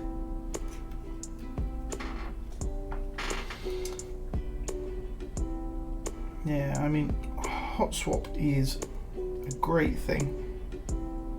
I mean, if it's for your girlfriend, have you? What switches have you decided, and has she tried them before? The other thing is, does she know that she's getting it? Does she know that she's getting this board? Should I be try and be quiet so that she doesn't overhear?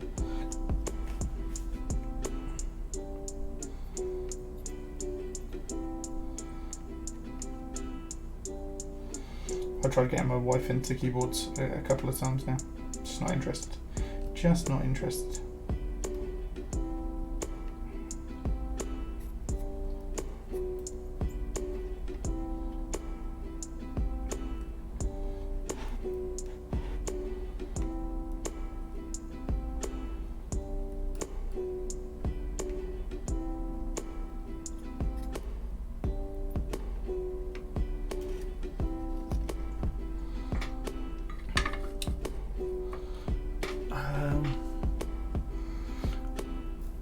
Yep, I fucked up my first board soldering job. I mean, it is an easy one to do, and I mean, if you're not versed in soldering, it can happen. You hold the soldering iron on a pad, and you've not got a good soldering iron. You hold it on there for too long. You lift a pad, or you damage it, or something like that. Or you hold it in the wrong direction. You end up lifting up a diode or something along those lines. I mean, scary moment, especially if you're not doing this all of the time.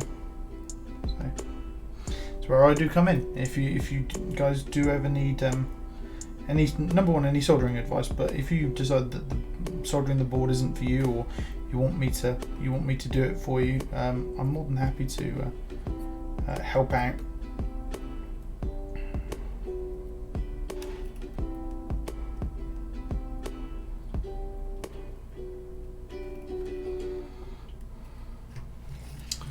Novel key groups. Oh, sorry. Yes, you did say earlier. And yeah, I've vetted switches and keys with her already. Oh, that's good to hear. Don't think my other half's bothered either.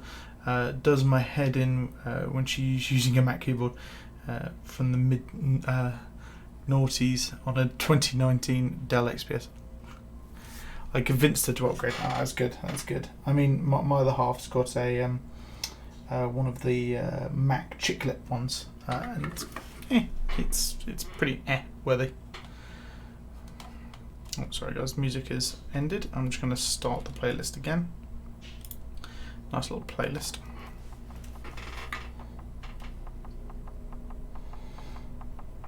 You see here, kid. You gotta just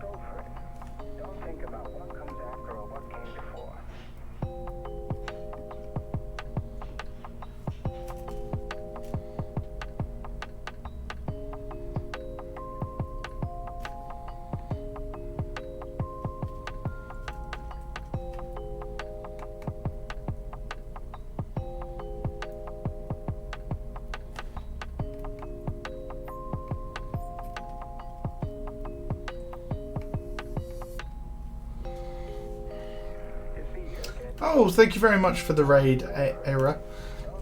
Hey, how's it going? Thank you very, very much for the raid. Find another homie building a keyboard. Thank you very much.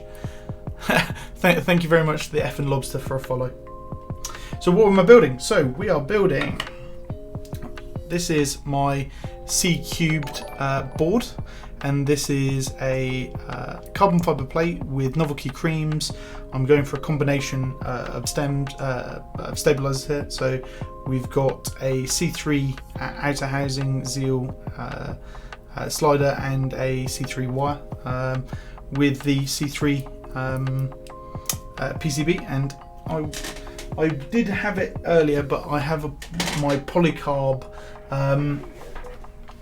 I've got a Polycarb C3, so I'll get that back out in a bit because I have to wear gloves for that because it's got a brass weight on it, and I will ruin it at this point. Thank you very much for the raid, though. Thank you very, very much. We're currently just going through the process of soldering all of the switches in place, and we're going to be finished in a few minutes time, going through these relatively quickly, and so I'll be able to put this in the board and put 9009 back on it. I've been doing a bit of testing with it, but should be able to get it finished and a typing test at the end of the stream. So if you stick around for that, or if you guys who've just raided, if you want to hear the typing test, it will be on my YouTube channel. Just use the command !YouTube, and that'll get my YouTube channel up, and I've got a bunch of typing tests on there anyway, but I'll be putting a typing test up in the next couple of days of this board specifically. But if you guys like the content that I've got all of my previous VODs on there as well, of me building other boards, customers' boards, my own boards, desoldering them and stuff like that. Only from carbon fibre. That brass smudging. Yeah, I mean, this is polished, uncoated brass, and so if I touch it with my bare hands, I'm going to ruin it. So just done building a Tokyo 60. Oh, very nice. What did you build in your Tokyo 60? Sorry to keep you along for a little bit longer. But what do you build in there?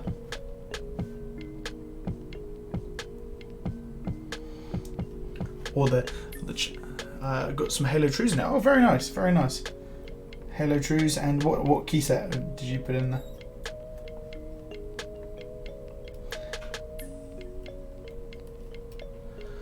Lube stabs, all the stuff. GMK, a pulse with Hangul Legends. Very nice. Nice combo. Very, very nice combo.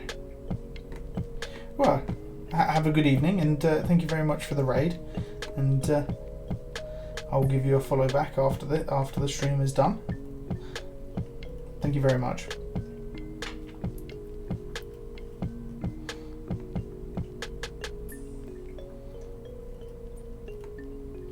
So the guys that have just joined the chat. So what boards have you guys got? Is there any keycap sets that you guys have bought recently, or boards that you're thinking to acquire? I am currently in the Keycult #1 group buy, hopefully. I joined the raffle last night, and I'm hoping to have been a lucky winner. I should check, actually. I should check to see if I have been a lucky winner or not. Come on, come on, come on.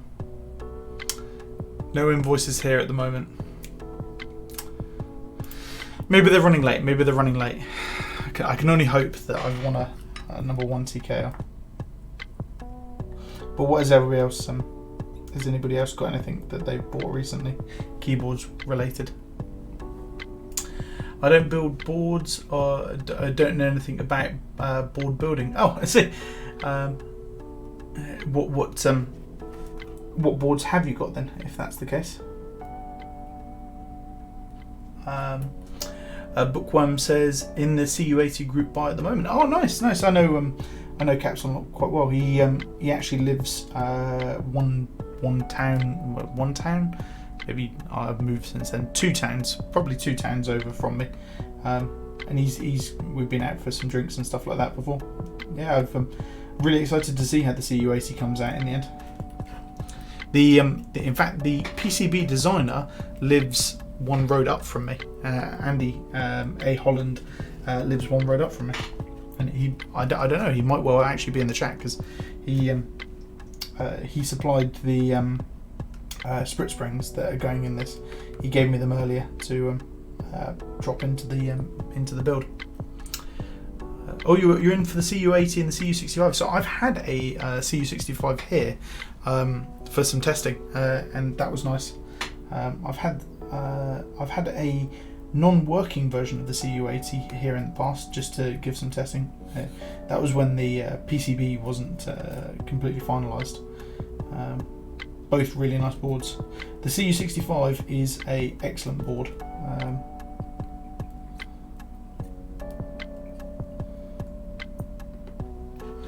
But I'm one of the consultants, if you can call it that, for it, and I've been doing a little bit of consultancy work for him, just to help him out a little bit. He's a good mate of mine, so.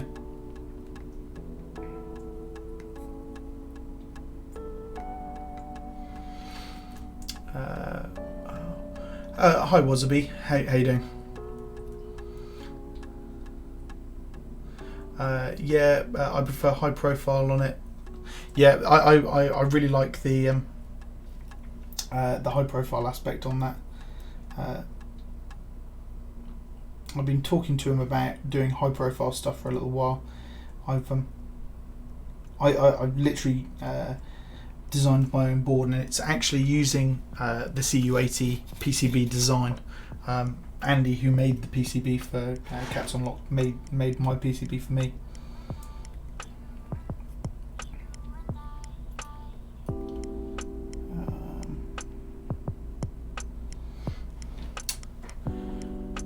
Any consultancy on the CU7? Yes, a little bit. Little bit. Not a huge amount. They already had that fully in the works before me. But I don't know if you guys have seen any of the pictures, but the knob that's on the board is the one that I gave them.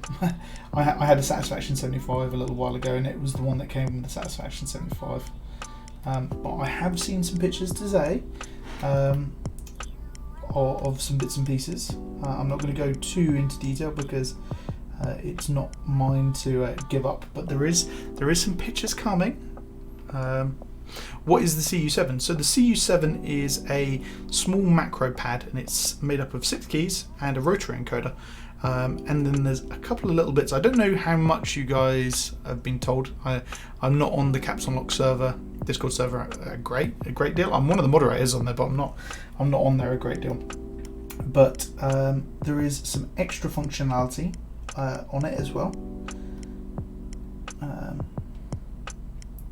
which I'm not going to confirm or deny, but you guys might already know about it. So hyped for it. I know Andy's been working on the PCB this week. Yeah, he has. Yeah, he's he showed me a picture of it earlier. But he's a good lad. Andy is. Andy made an FR4 plate for me earlier this week for the Ace of Spades group buy that I'm running. Which I should add here, if you guys want to see a board being milled for the first time, I believe here, my Ace of Spades, the TKL that I designed, is going to be milled on Salvin's stream on Wednesday. So go follow Salvin on Twitch, and he will hopefully, depending on if the parts have turned up, be building it next week, which I am so hyped for. And the other 13 group buy runners are also.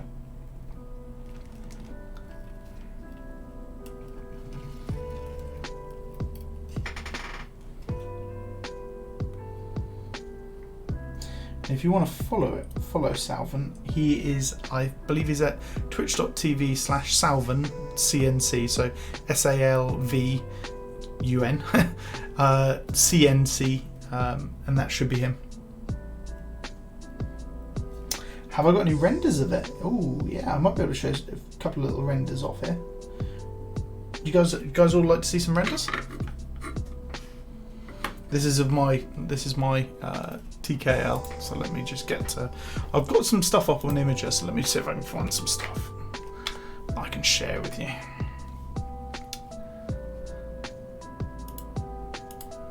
So the one thing that Salvan definitely does call me all of the time is a pain in the arse, because you will see in this picture why he calls me a pain in the arse all of the time. So that's the backside of my TKL. So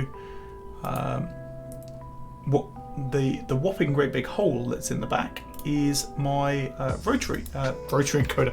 It's not a rotary encoder, it's my LEMO connector. So I've decided to go for a non-standard connector out of the board, and it's going to have a female LEMO going out the back, and a male LEMO has to plug into it. So for a more secure USB fit, pretty much. Which, if James is watching the stream, yes, more secure. But what do you guys think? What do you guys think?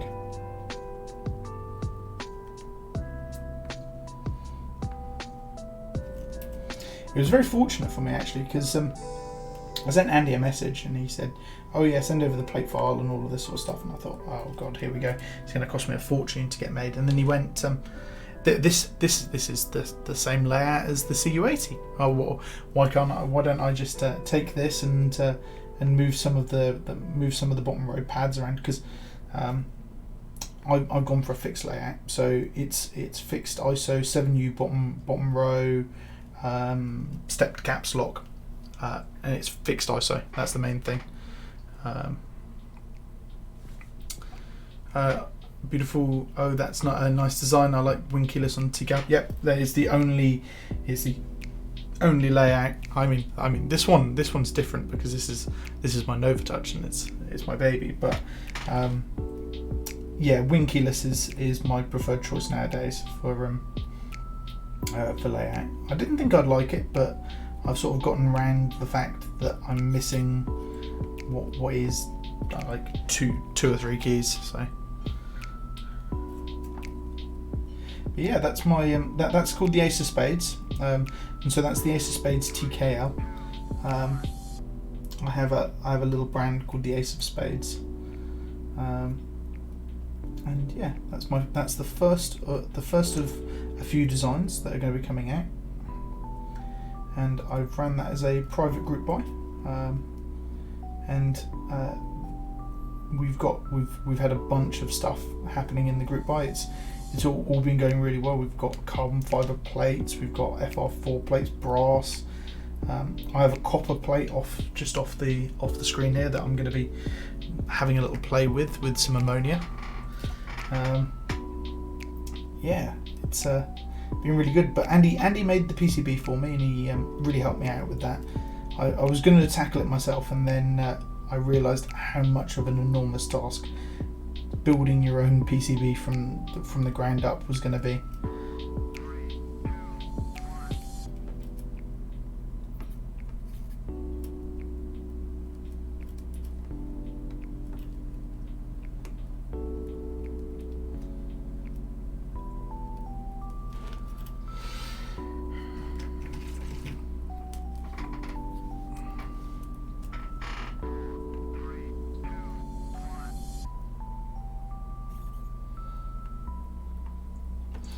So if you guys are buying the CU80, are you guys from the UK, or are you from Europe or further afield?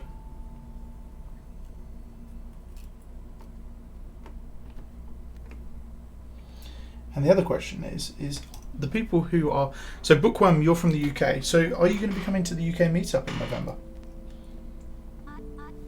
And anybody else who's from the UK, you guys coming to the UK meetup? Zapri, are you coming? Oh, you're just north of Cambridge. Oh, nice. Yeah, it's not far for you to come, is it?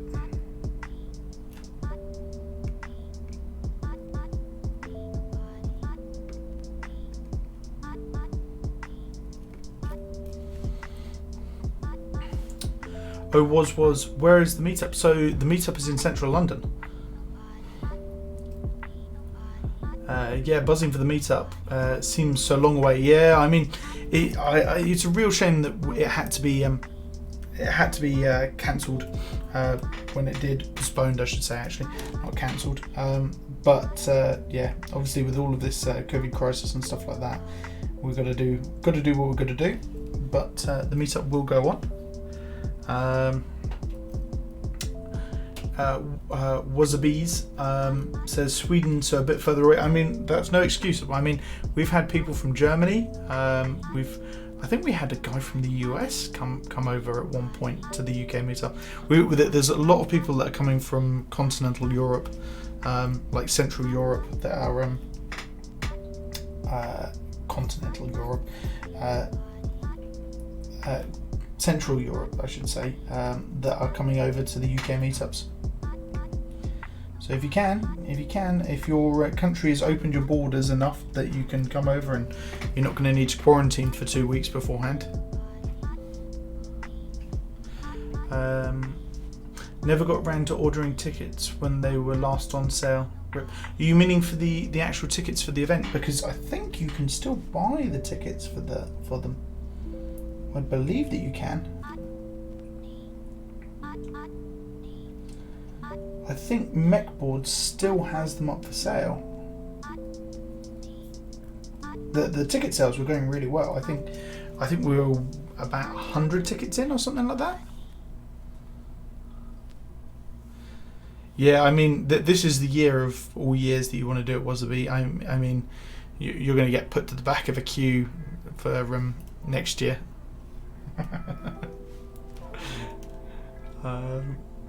Yeah, take a look at the Mechboard's website, not Mechbox. They're still available, I think, at least. That last time I had a look, they were still available. And by buying it, you get to find out the location of the meetup. But last time I think there was about 100 people, maybe 110. The max capacity of the venue that we're hoping for is 150, and that'll be hype if there's 150.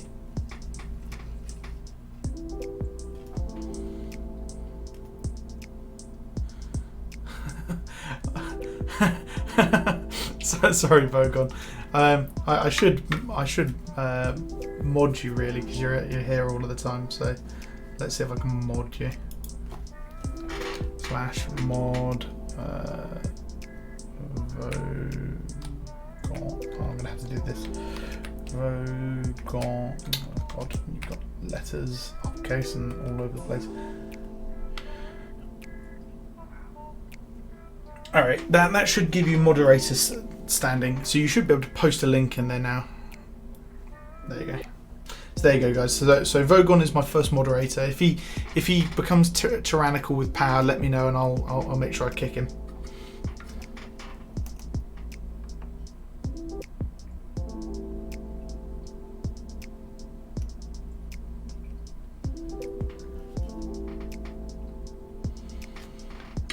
Why is the ticket 45 quid? What? And the ticket shouldn't be 45 quid.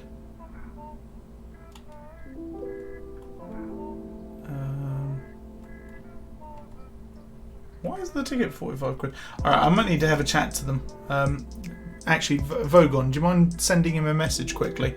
Because these should be 20 quid. I think 45 quid is the vendor's ticket. So I think they're only displaying the vendor's ticket. You should be able to buy a ticket for 20 quid. we're making up the shortfall by ripping everybody else off who's late. No, it's the right link. It's the right link. It's the Meetup 6 ticket. So I think that they had 2 tickets up. One which was a vendor's ticket that got you in early, got you a dedicated table, all of this sort of stuff. And a standard ticket, which was the 20 quid ticket.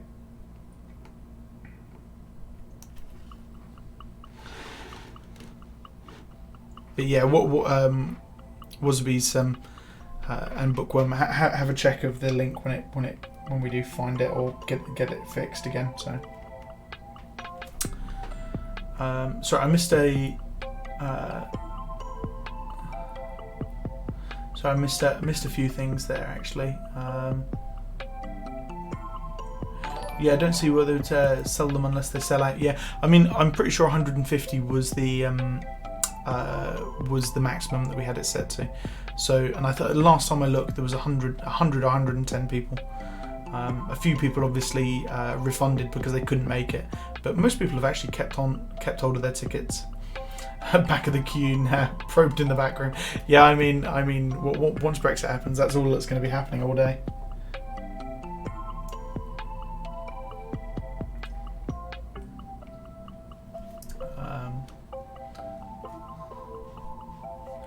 I wouldn't be going on my own.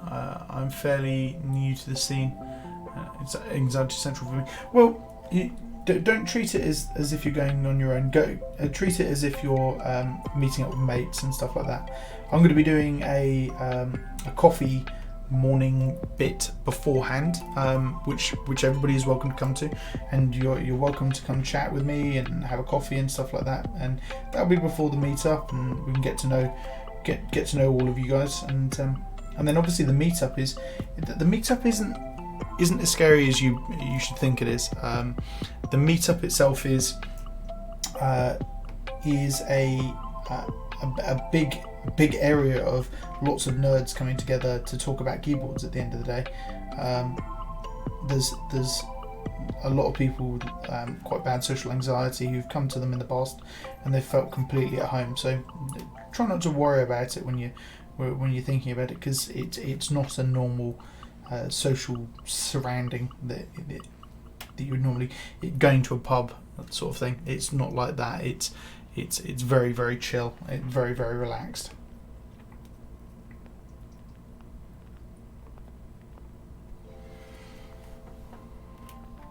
No worries. Yeah, maybe the wrong link. It says 80 in stock, 200 total. So that means 120 tickets have sold. So that means we've got more than we thought, actually. Wow.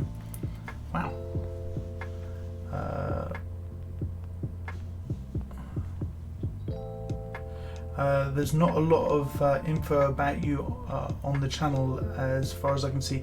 Newish streamer. I'm relatively newish. I've been streaming a little while. I just stream it very infrequently, and realistically I haven't put an awful lot of time into it, but I've been trying to take it a little bit more seriously, like over the sort of whilst COVID has happened. Put a bit more effort into it, put a bit more effort into my YouTube channel and my Twitch streaming and stuff like that. So where would the coffee venue be? If you know where the venue is, it is at the front door, first on the left.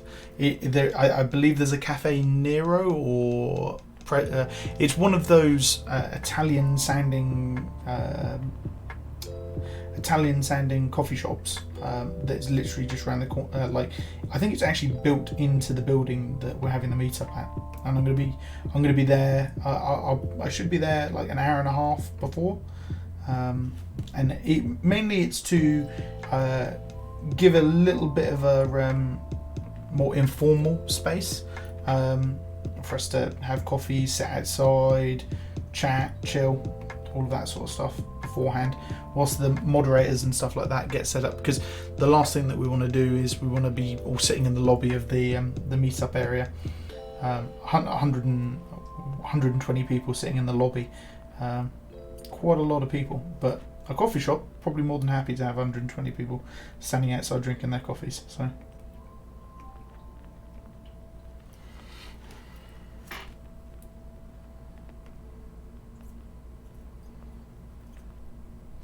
But my hotel, I'm staying in a hotel when I go up there.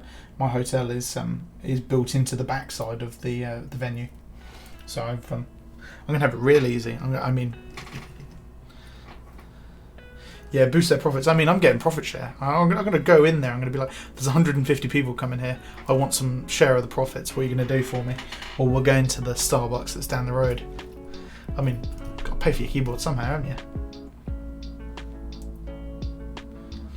Any thoughts on the heavy metal keyboard, by the way? I decided to get one for my first build. Wondered if it was a good idea. So the heavy metal keyboard is the folded metal one, isn't it? Am I thinking of the right board? Vogon says the website has been updated. So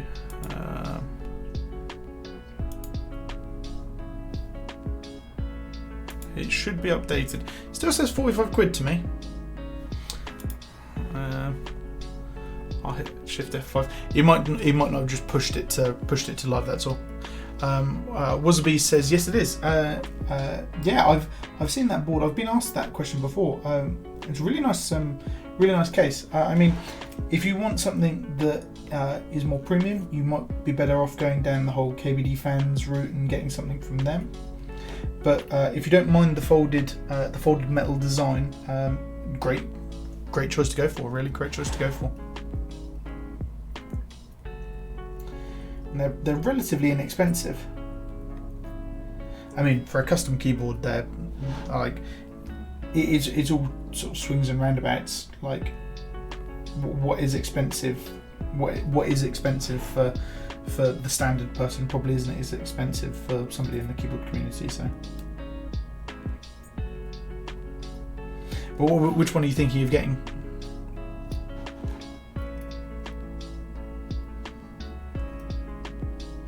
Because if I remember rightly, there was a few different variants.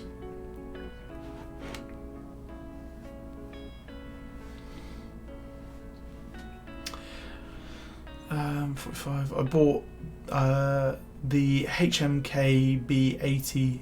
It's bead blasted steel. Waiting for the plate file so I can get it to JCF group buy. Yeah, I mean, so this one was the carbon fiber plate that I've got here was part of a larger group buy of plates that I did. So for the Ace of Spades, as an additional extra, they could have a carbon fiber plate, and so 10 of them decided to have the carbon fiber plates, which is the news that we want to hear, that everybody wants the extras.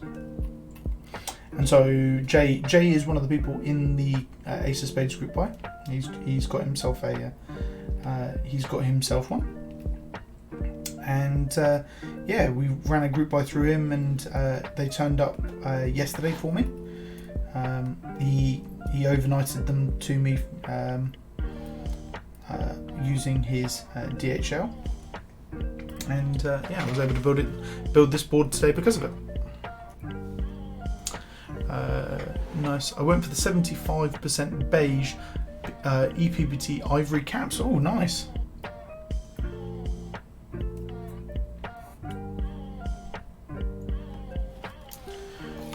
Tip this down a bit. Clean it off a bit. Okay, we're coming up to the last few switches, and I'm going to have to put those white gloves back on to be able to touch the board again.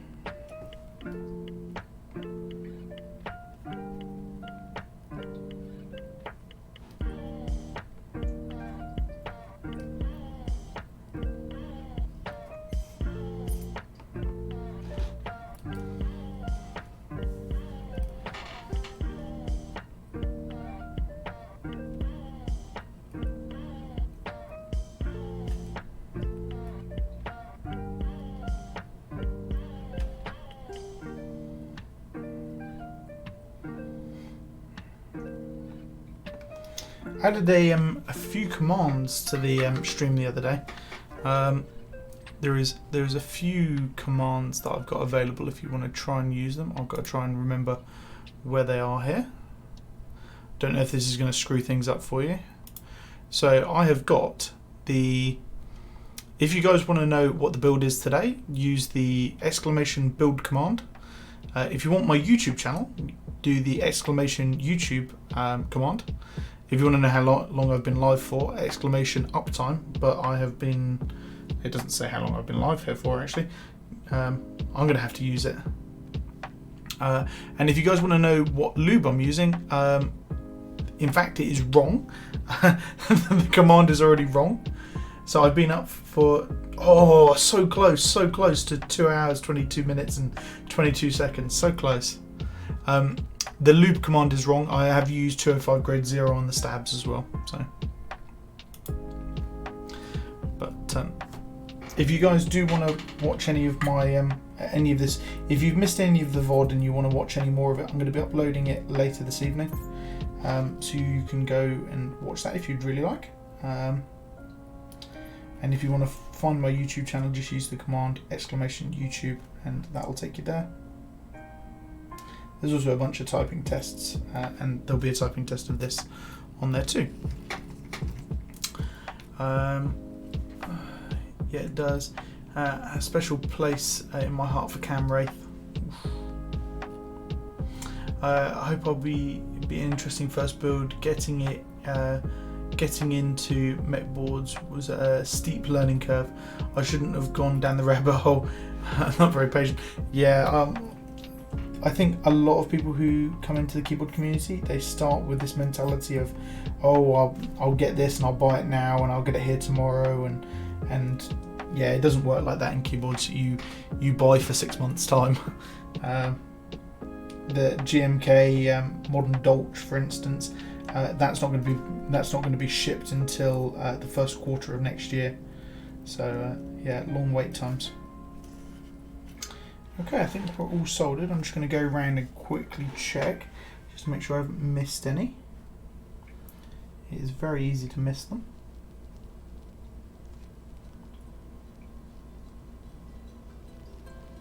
It's very easy to just miss a pad or something like that. As you're going around, I'm trying to make sure that one's nice and soldered down. A bit neater. There we go, and this one as well. This one's neat.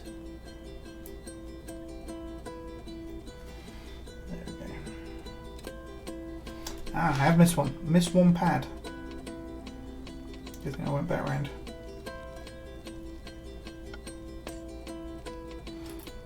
Okay. No, it's got enough on it. Yeah, we're looking all good.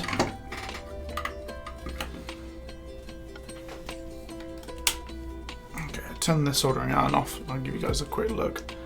So this is how it's looking. Nice little bit of soldering. See if I can get it a little closer for you guys to see.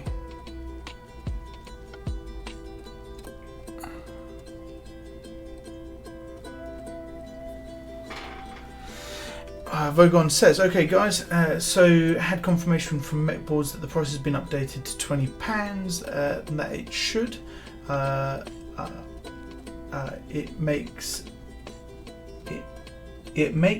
It may take some time to update, but is available shortly. Okay, good. I went full tilt and have no clue what I'm doing. HMKB, Milmax, Gateron Yellows, TX Springs, Durox Stabs, Lube, fingers crossed. I mean, you certainly have got a really good selection of stuff there. Gat Yellows, great, really great. TX Springs, great as well. Durox Stabs are the way to go if you want a Zeal experience not on a budget, but I mean they're clones. What lube did you go for? I have interest. So what we're going to do is wind this up. Okay, let's move the iron out of the way for the minute. Just move over here so they can cool down. Don't need you any longer. Okay, so for those that haven't seen it yet, I have to wear gloves, these lovely white gloves, to be able to handle this board, because it is the weight that it has on it is shiny, and it is uncoated. So there is no protective coating over it. So if I touch it with my bare hands, I am going to ruin it. And it's very shiny, very nice, and ruining it would mean that I have to probably send it to somebody to be sandblasted.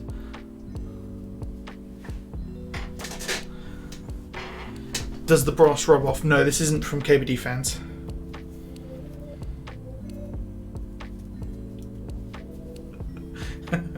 I shouldn't take shots at KBD fans. No, this is proper brass. It's the good stuff. You guys will see that I have done a little bit to it. Lube with the KY jelly.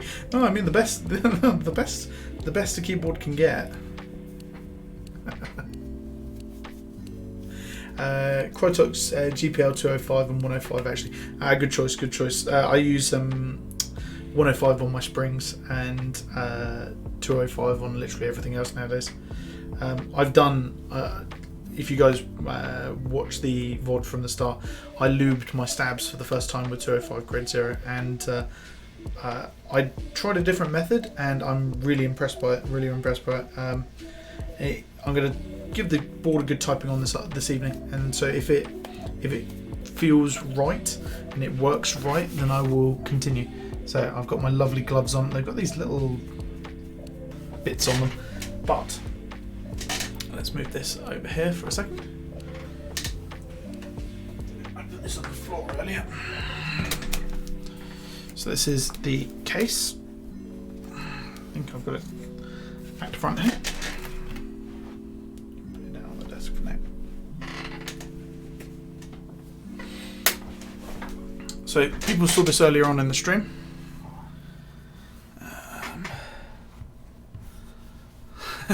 Okay. I mentioned KY jelly and you glove up. Wrong stream. I mean that's the Border Force stream, isn't it?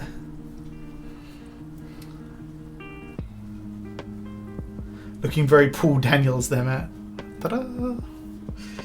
So this is the board here. This is my Polycarb board. Hopefully it's gonna stream camera is gonna like it this time. So you can see that it's extremely shiny, and you can see that I've already started to ruin it a little bit in that sort of light. So I'm going to have to give it a good wipe down. But yes, not the plate that I'm going to use, because if I do end up using it, it's going to get heavily tarnished, and I would have to do a proper coat. I'd have to send it off to be clear Cerakoted so it doesn't ruin it entirely. Yeah, really nice. So I'll show you guys the underside. So this is the underside of the board, so you can see it's got a beautiful weight design to it. Added the case feet on there earlier with you guys on stream, and obviously it's got this lovely bit. I mean, even with the gloves on, you can see that from just where I touched it there is just like it's going through the gloves, like the heat from my hands. So what we're going to do is we're going to get rid of this plate so that I can manhandle it a bit easier. So we're going to keep this, yeah, sweaty palms, yes, exactly. It's warm in here. I've had the soldering iron on, and it is absolutely pissing it down outside at the moment.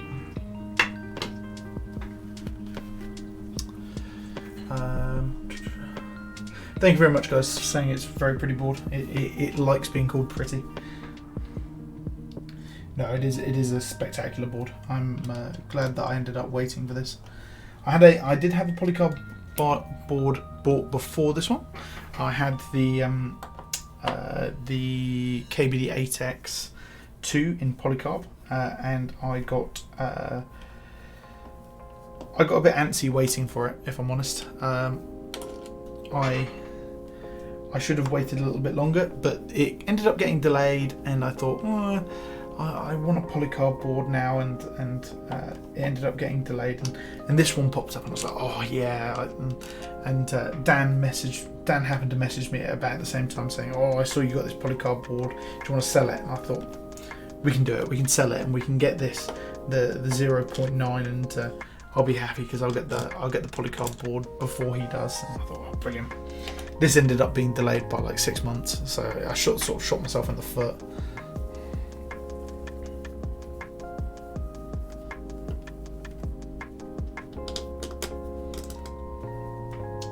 was pissing it down early for me. It's fine now.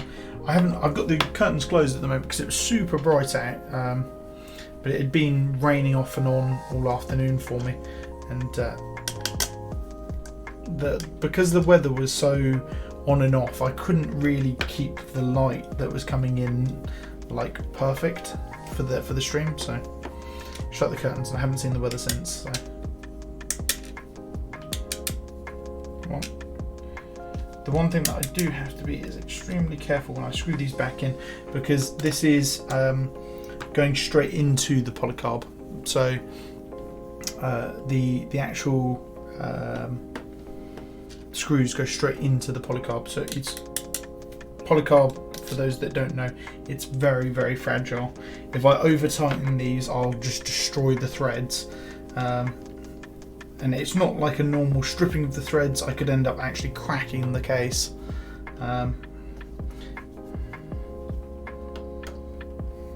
It's extremely fragile.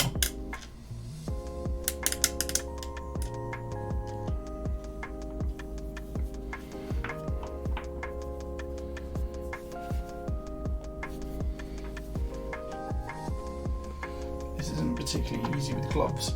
Alright, I'm going to put this on the chair here. Put that there like that. Just put this off to the side here. Okay. So you can see all of the little marks that I put into it. So let's just get this plate up.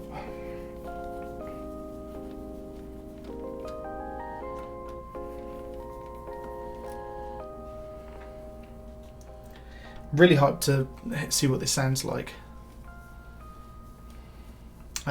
Novelties are 55 grams. I'm questioning why I went with GAT yellows with 55 grams. So the TX springs will make a difference. They'll definitely make a difference to the sound. GAT yellow springs aren't that bad once you add a bit of oil, but adding some oil to TX springs, they'll definitely get better. The difference between novelty creams and yellows, there's a big difference. So yellows are probably closer to Telios. So the way that I generally rank them is you've got creams. So I'll start from the beginning. Ranking, you've got GAT black, cherry black, cherry red over here. And so you're probably talking more feel and a lesser feel, better sound. So it's a little bit scratchier, but the sound is excellent. And then you've got creams coming across. Creams sound great, but they start off scratchy. You break them in, they become very smooth. You go to the middle, you've got inks and tangerines that have got a great sound, great feel. You move over, you've got GAT yellows. GAT yellows are extremely smooth, but they lack a little bit on the sound. And then you've got Telios at the far end that, in my opinion, are the smoothest, but they really do lack a good sound. They're a lot higher pitched, but you can't beat them for smoothness. They are the smoothest, probably the smoothest linears that you can get, that I found at least.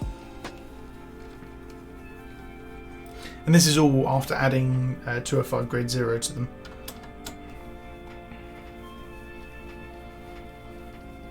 No worries. I've owned all of the switches, and it's a good learning curve. If you ever go to a meetup, try Telios out and see what you think of them, because for some people it's a real hit. They're really nice.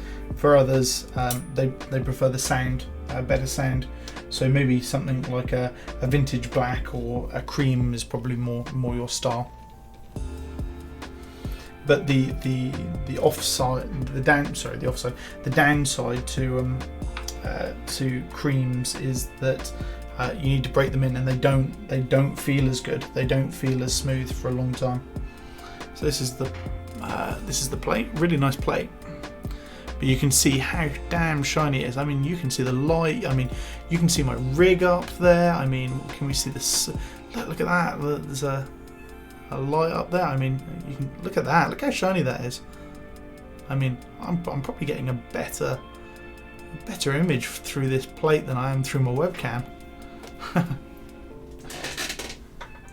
But I'm going to lay that off to the side there. That's gonna go back in fact, before I even end up touching it and ruining it, I'm going to put it back in the box. It's in the box. It's not going to be coming back out anytime soon. So what we've got now is we've got the PCB to go. PCB and plate.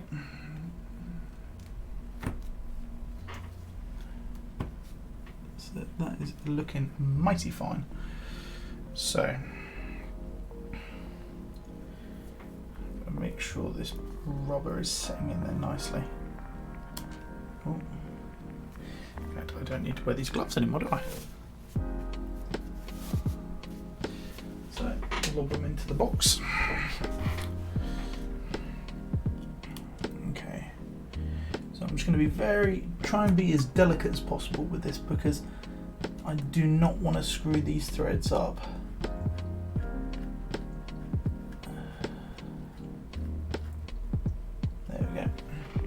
As soon as it starts to bite and say that it's in there nicely, I'm gonna just leave it like that.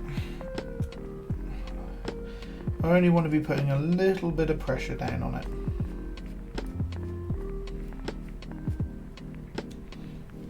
If you over tighten this stuff, I 100% do not want to be cracking this. Wasabi says, I'm using the weird Duck 1 711 special edition with many different switches now. Help me decide that I still want linear but slightly heavier main keys on the 711 Speed Silvers. So the downside that I've always found with Speed Silvers, I've got some in the switch tester behind me, is that the missing travel that you have really kills those switches for me, because they're shorter travel. It's something that kills the switch a bit for me. It just doesn't feel as natural or as normal. So yeah, it's the downside to that switch, really. So the one question for you guys that I've got to ask you is, are you guys ready for the Hail Mary of RGBs? This board is heavy RGB. I mean, anybody that's into strong RGB, and when I mean strong RGB, I mean real strong RGB. Anybody who's not ready for that, please leave the stream now. I should put some sort of severe epilepsy warning, what have you, up. Zapri asks, what keycaps are you slapping on it? I'm going to be using JMK 9009. Love the look of beige cream on it, but it's not going to be forever set on here. The final set that's going to go onto this is going to be Cat Lucky Jade. Okay, let's just place the back on.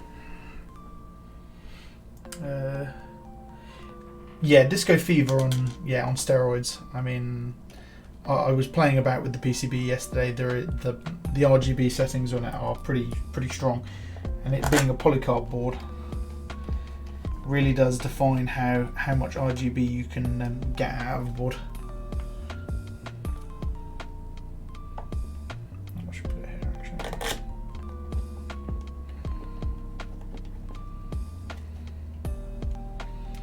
So I just want to tighten these down so that they're just a hair tighter than like you being able to slacken it off nicely.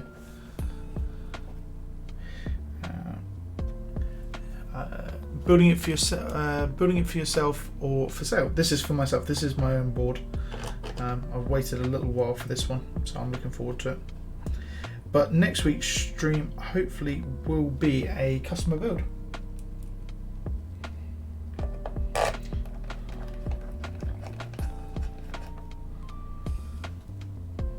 Kronborg, who was in the chat earlier, he has bought my KBD 8X2 off me, and I'm going to be building that for him with Gateron inks.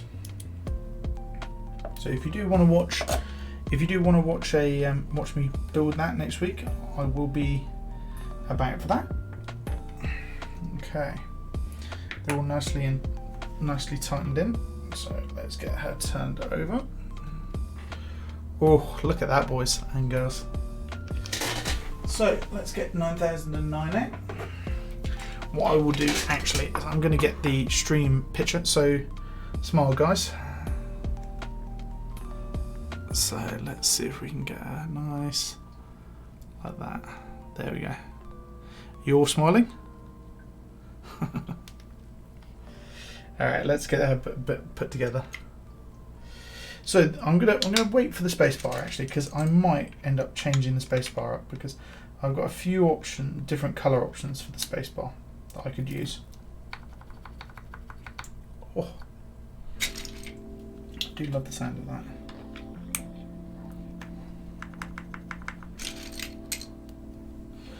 I might leave the space, the ISO enter as well, because I've got, again, a few options for the ISO enter.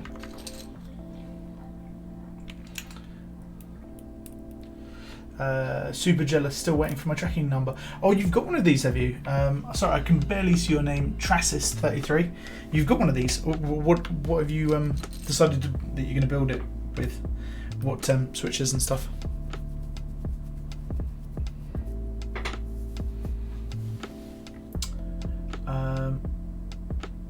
You asked building it with what? What do you mean with which build do you mean?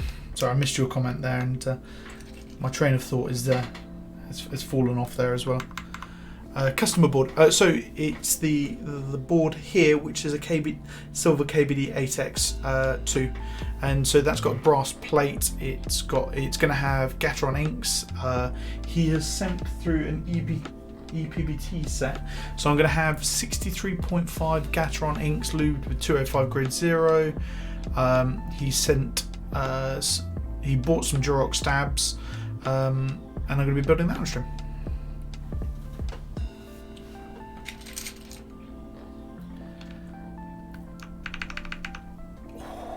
Oh, does that sound good?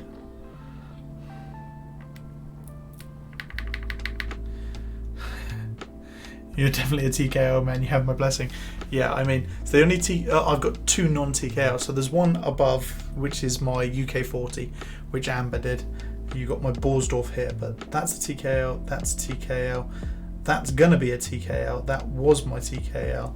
That's my prototype of my TKO. I'm gonna hopefully be getting two Ace of Spades. I've got this one and that one. So I literally only have TKOs. How's the build schedule for July? It's looking pretty clear at the moment. I have tried to keep a little eye open for when yours is going to be ready, like when a little bit of space for yours. So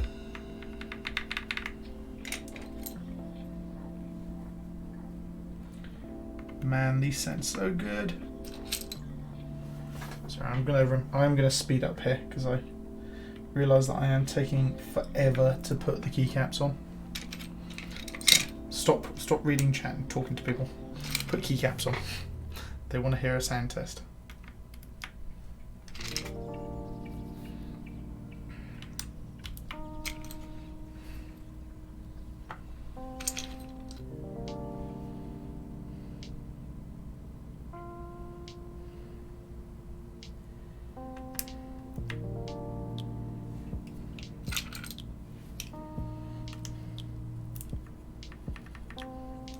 My stuff should be here mid-July at latest.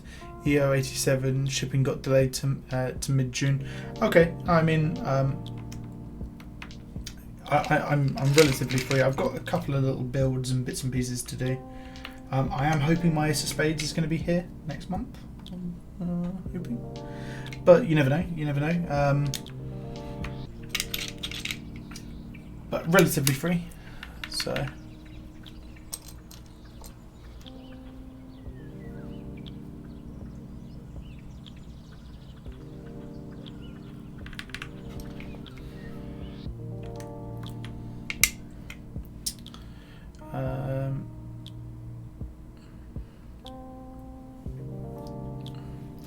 Gonna go. Sorry, I missed your message earlier. Gonna go with brass plate, dampening pad, lubed Vasilio 205 grade 0, and GMK Cafe. Wow, that's a nice combo. I've gone for the dampening pad in this, and it's definitely worth it. Definitely worth using the dampening pad. I'm quite surprised on how good it sounded so far.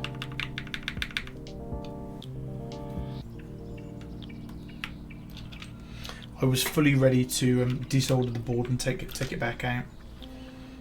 The one piece of advice that I can give you for the dampening pad is make sure you align it properly, because it does not want to play ball very much.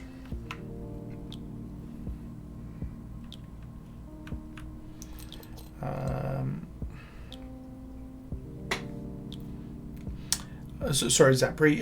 Why not split right shift? I'm not a fan of split right shift.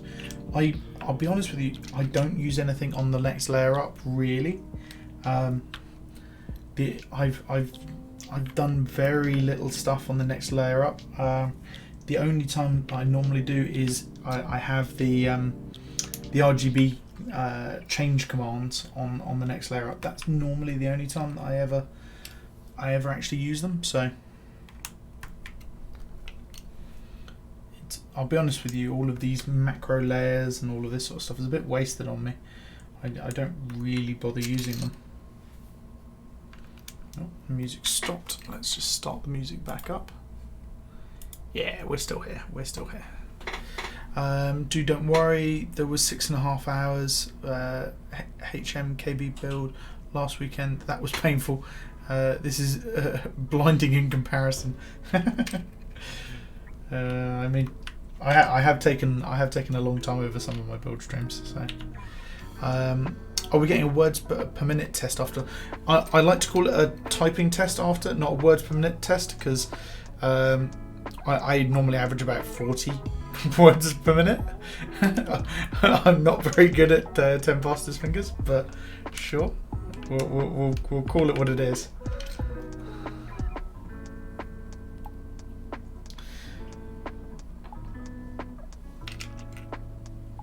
Can't wait to see the Ace of Spades on camera. Yeah, the Ace of Spades, I'm so looking forward to seeing it getting built. I've been pestering Salvin so much. I really have been. And I'm so hyped for it now. I think he is getting sick of me. I think he is slowly but surely getting sick of me. Why is the number 1 there? Why are you there? Where's my keycap? Pull on, I did it. Go for gold. Yeah, I mean, I may not be fast, but I get it written out eventually. So, putting F1 there, wasn't I?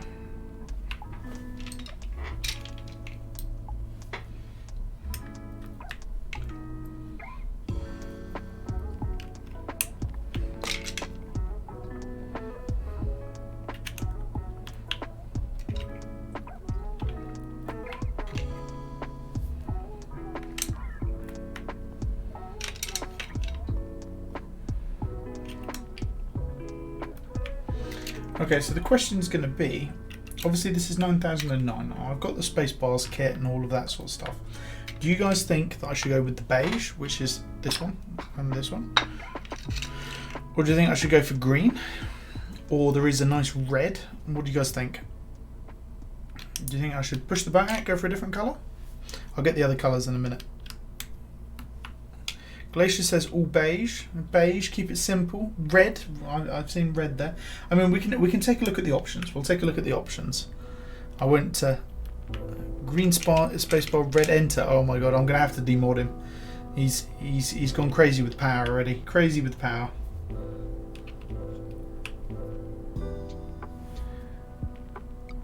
Maybe all 3 and let's see the comparison. Okay, so we've got a demodding and a banning. So.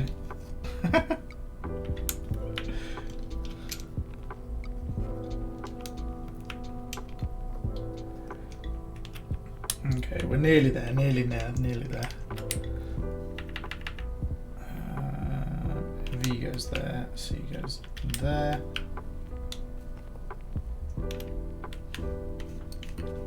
You know, in the pub quiz once, there was a question of what letter is next to B or whatever it was, and yeah, specialist subject came in right there, then and there. My quiz team loved me.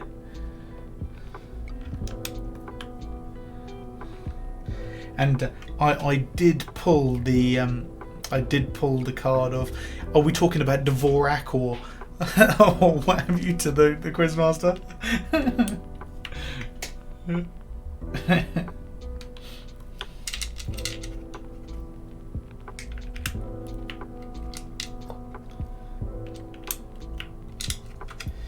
Okay, so there's 2 keys left to go on. So let me go get the extras. So we've got options. We have got lots of options here. So I mean, I don't know. So these are the options. So we're going to line them up nicely. That's either 7U. No, you're not. Where is it? Okay, so we've got white, green. Okay, we've got more left. Okay, so I'm going to need some voting here, guys. So number 1, I'm gonna just place them over it, and we're gonna go number 1. Okay, we'll put it in there properly. So number 1, the classic look. That's the classic look. What do you guys think? It looks good, yeah? It looks good. Okay, let's pull it on up.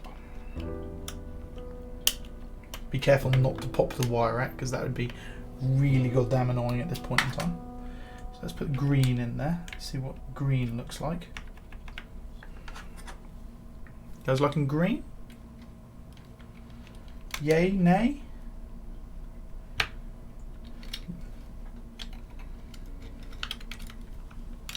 Yay. So we've got 1 yay for it. So if I go both of them, both bits. Yay? Nay? Alright, and last one, try red. And I'm gonna need you guys to have a consensus. We got a horse in the chat. We got a horse in the chat.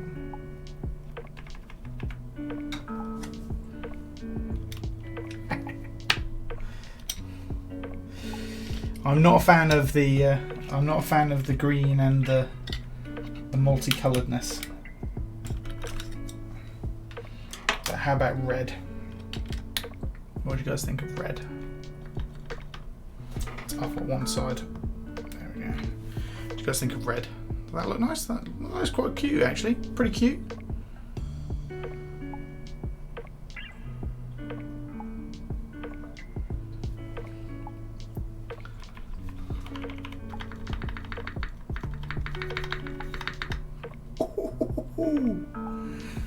All beige or green enter and white space. I'm actually thinking all beige looked best. I'm actually thinking all beige looked nicest there. And so I might well trade back to that. I think ISO enter spacebar not. Okay.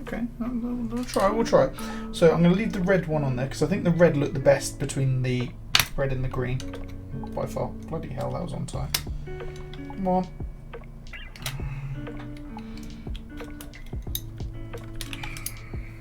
Okay, wire is not popped out. That's always good news. So,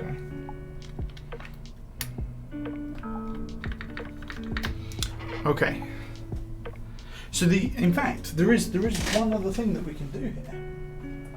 Obviously, I'm not doing the full accent piece here. For some reason, for some goddamn reason, there is an insert. Why on earth would you want to do an accent insert? But sure. But I could go with an escape insert. How does that look? Does that look better?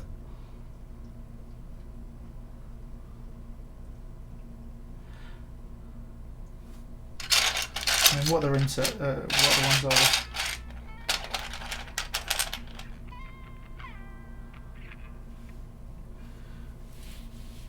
Bin the insert key. Okay, yeah. The insert key will come off. But how does that look? Do you guys think that looks good? I think that looks pretty cute. Let's go with that. Bin insert.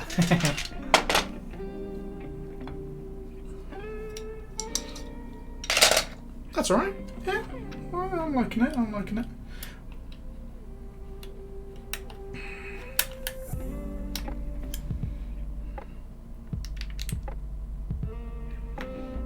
How about that? The one thing that I would like to get is I would like to get a the like the Mr. Sleeves pack for this. Oh, I think that would look so good. Light blue, light blue, light blue. Ooh. Subtle hints of spice. I like that. Spicy. Okay, so now all of this niceness is going to get blown away by the fact that we are going full RGB. So I'm sorry guys, this may hurt your eyes.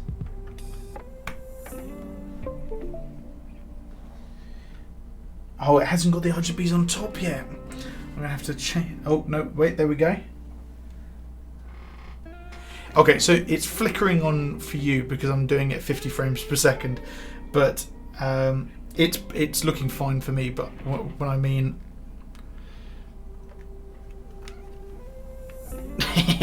look at the RGBs go.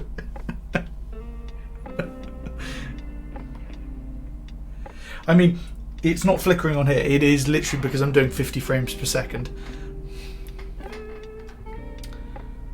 But let's bring switch hitter up. So it is working. It is working. I will mention that it is working. So let's bring it onto this other screen.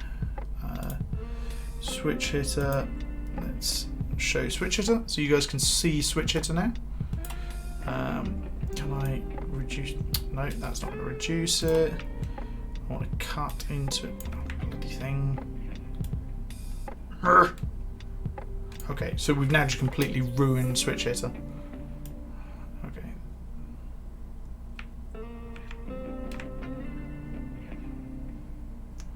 Alt then resize. Okay. Alt then resize. Okay.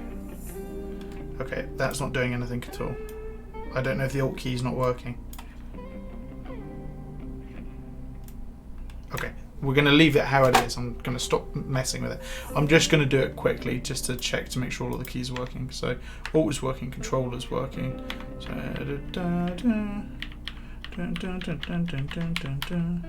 okay, so print screen for some reason isn't working. Insert.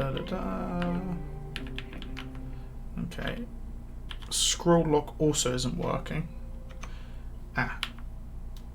Was it? It's seeing something there. Up, down. Okay. It was because I had thingy set down.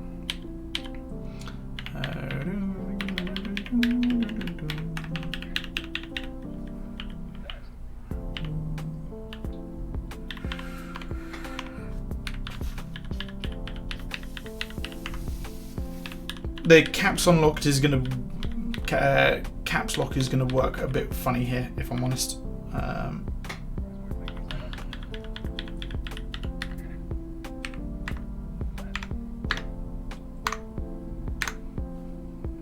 Hey, voila. Okay, so a couple of them aren't working. I don't know why print screen isn't working. Oh no, it is working. It is working. It's working fine. Okay, don't worry about it. So scroll lock, I know why that's not working, because that is a locking key and it's not going to show up on here, same as caps lock, it's a locking key. So the idea should be that if I type in here, it doesn't work at all actually. So I'm going to need to play with that afterwards. It should be a locking caps, so it should be working as I press it down, it works. I'm going to have a look into the settings of that. But let's have a little typing test. So let's turn this back off. You guys are going to have to unfortunately deal with the flashing for a second.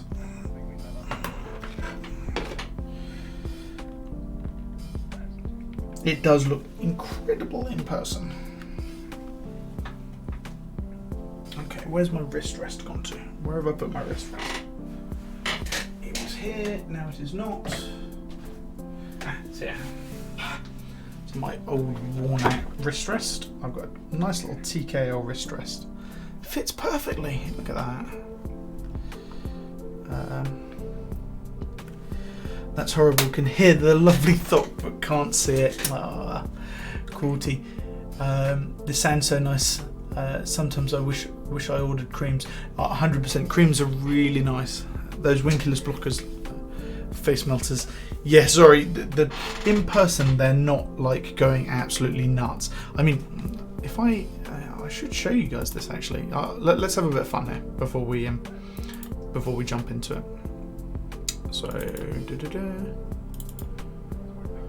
so I don't know if you guys are going to be. I'm not going to show. Showing the actual hardware tool part of it is going to be a pain in the ass. But we've got different backlight modes, so I can change the backlight mode to different effects. So, I can turn it off. That's the full RGB mode again. You can see it's now all flashing. It's like Vegas flashing. It's just zipping around all of the time. What's this one? This is flowing like that. Honestly, I don't think you guys are going to be able to see it very well. I don't know what this one is. Is this one flowing? Oh, sorry. No, this one's flowing like that. The other one was just random effect.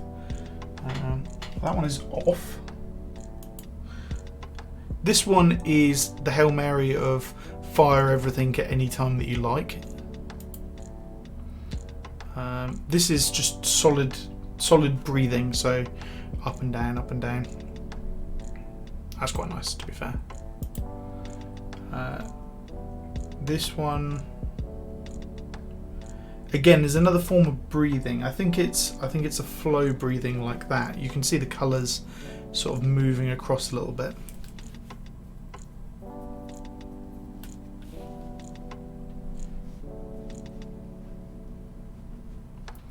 I think I'm going blind.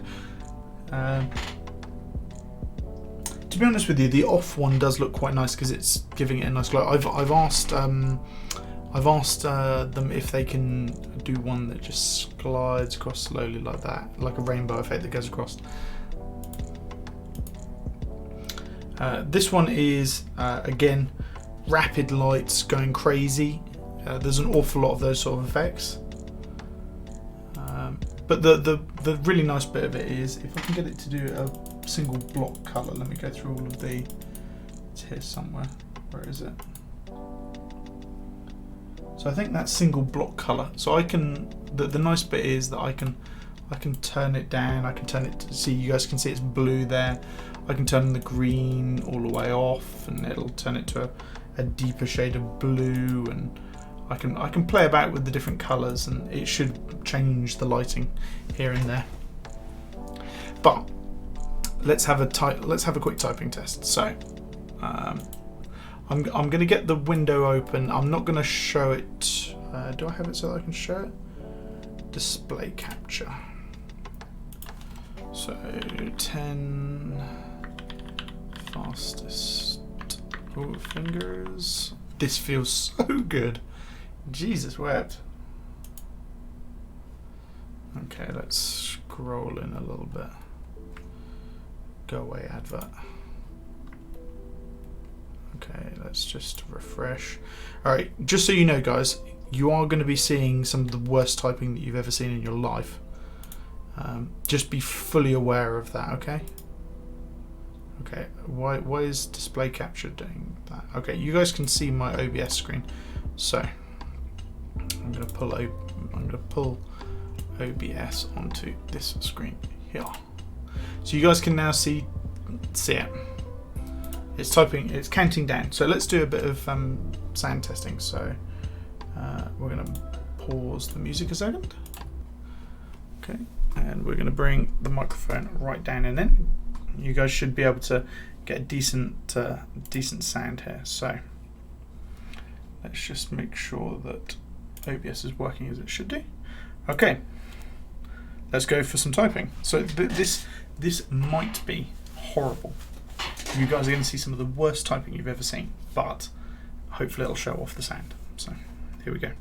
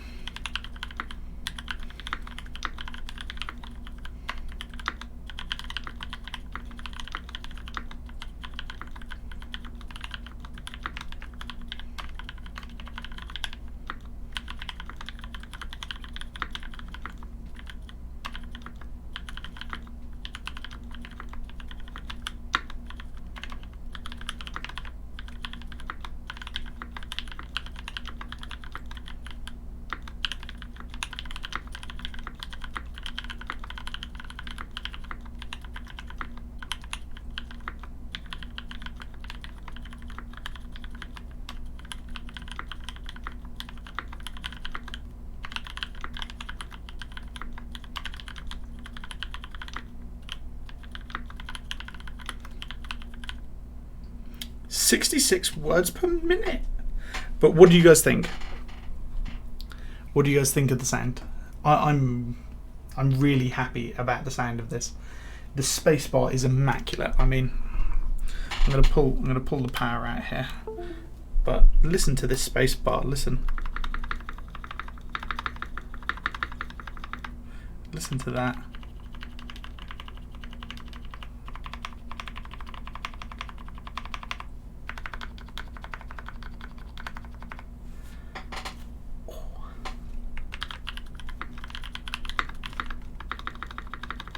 That's the spacebar sound that I've always wanted.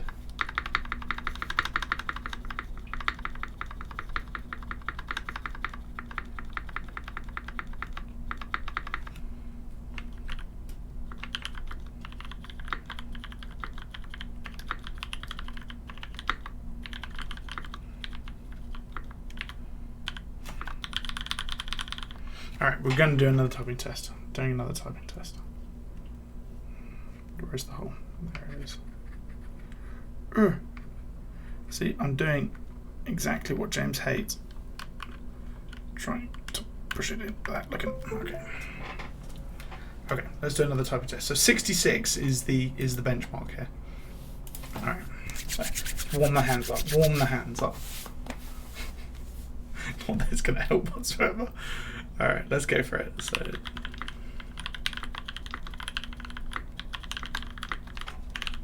good. Harper.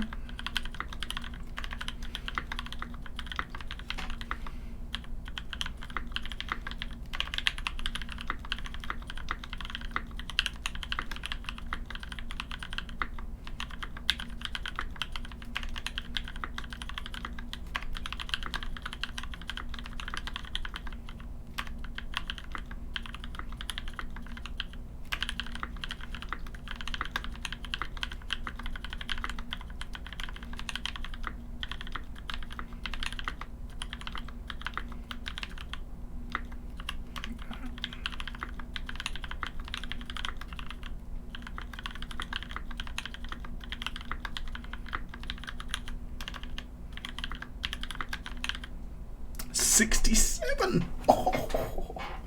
Oh, speed demon, personal best.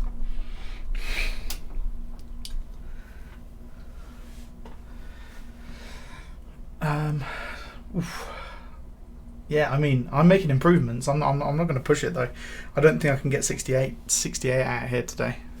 Sorry guys, I'm going to move you back onto the main screen now, so I'm going to stop displaying that.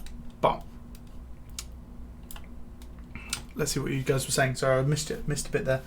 Monkeytype.com. Saturn says satisfying. Yes, it does. It really does sound really satisfying. You've convinced me to buy it from you. for the mere price of £2,000, you can have it. Sounds great. Bringing it to the meetup. Yep, this will be coming to the meetup with me. This sounds really, really good. I'm really happy with the sound of it and the feel of it as well. It's got a real good thock to it, and yeah, I'm really pleased with that.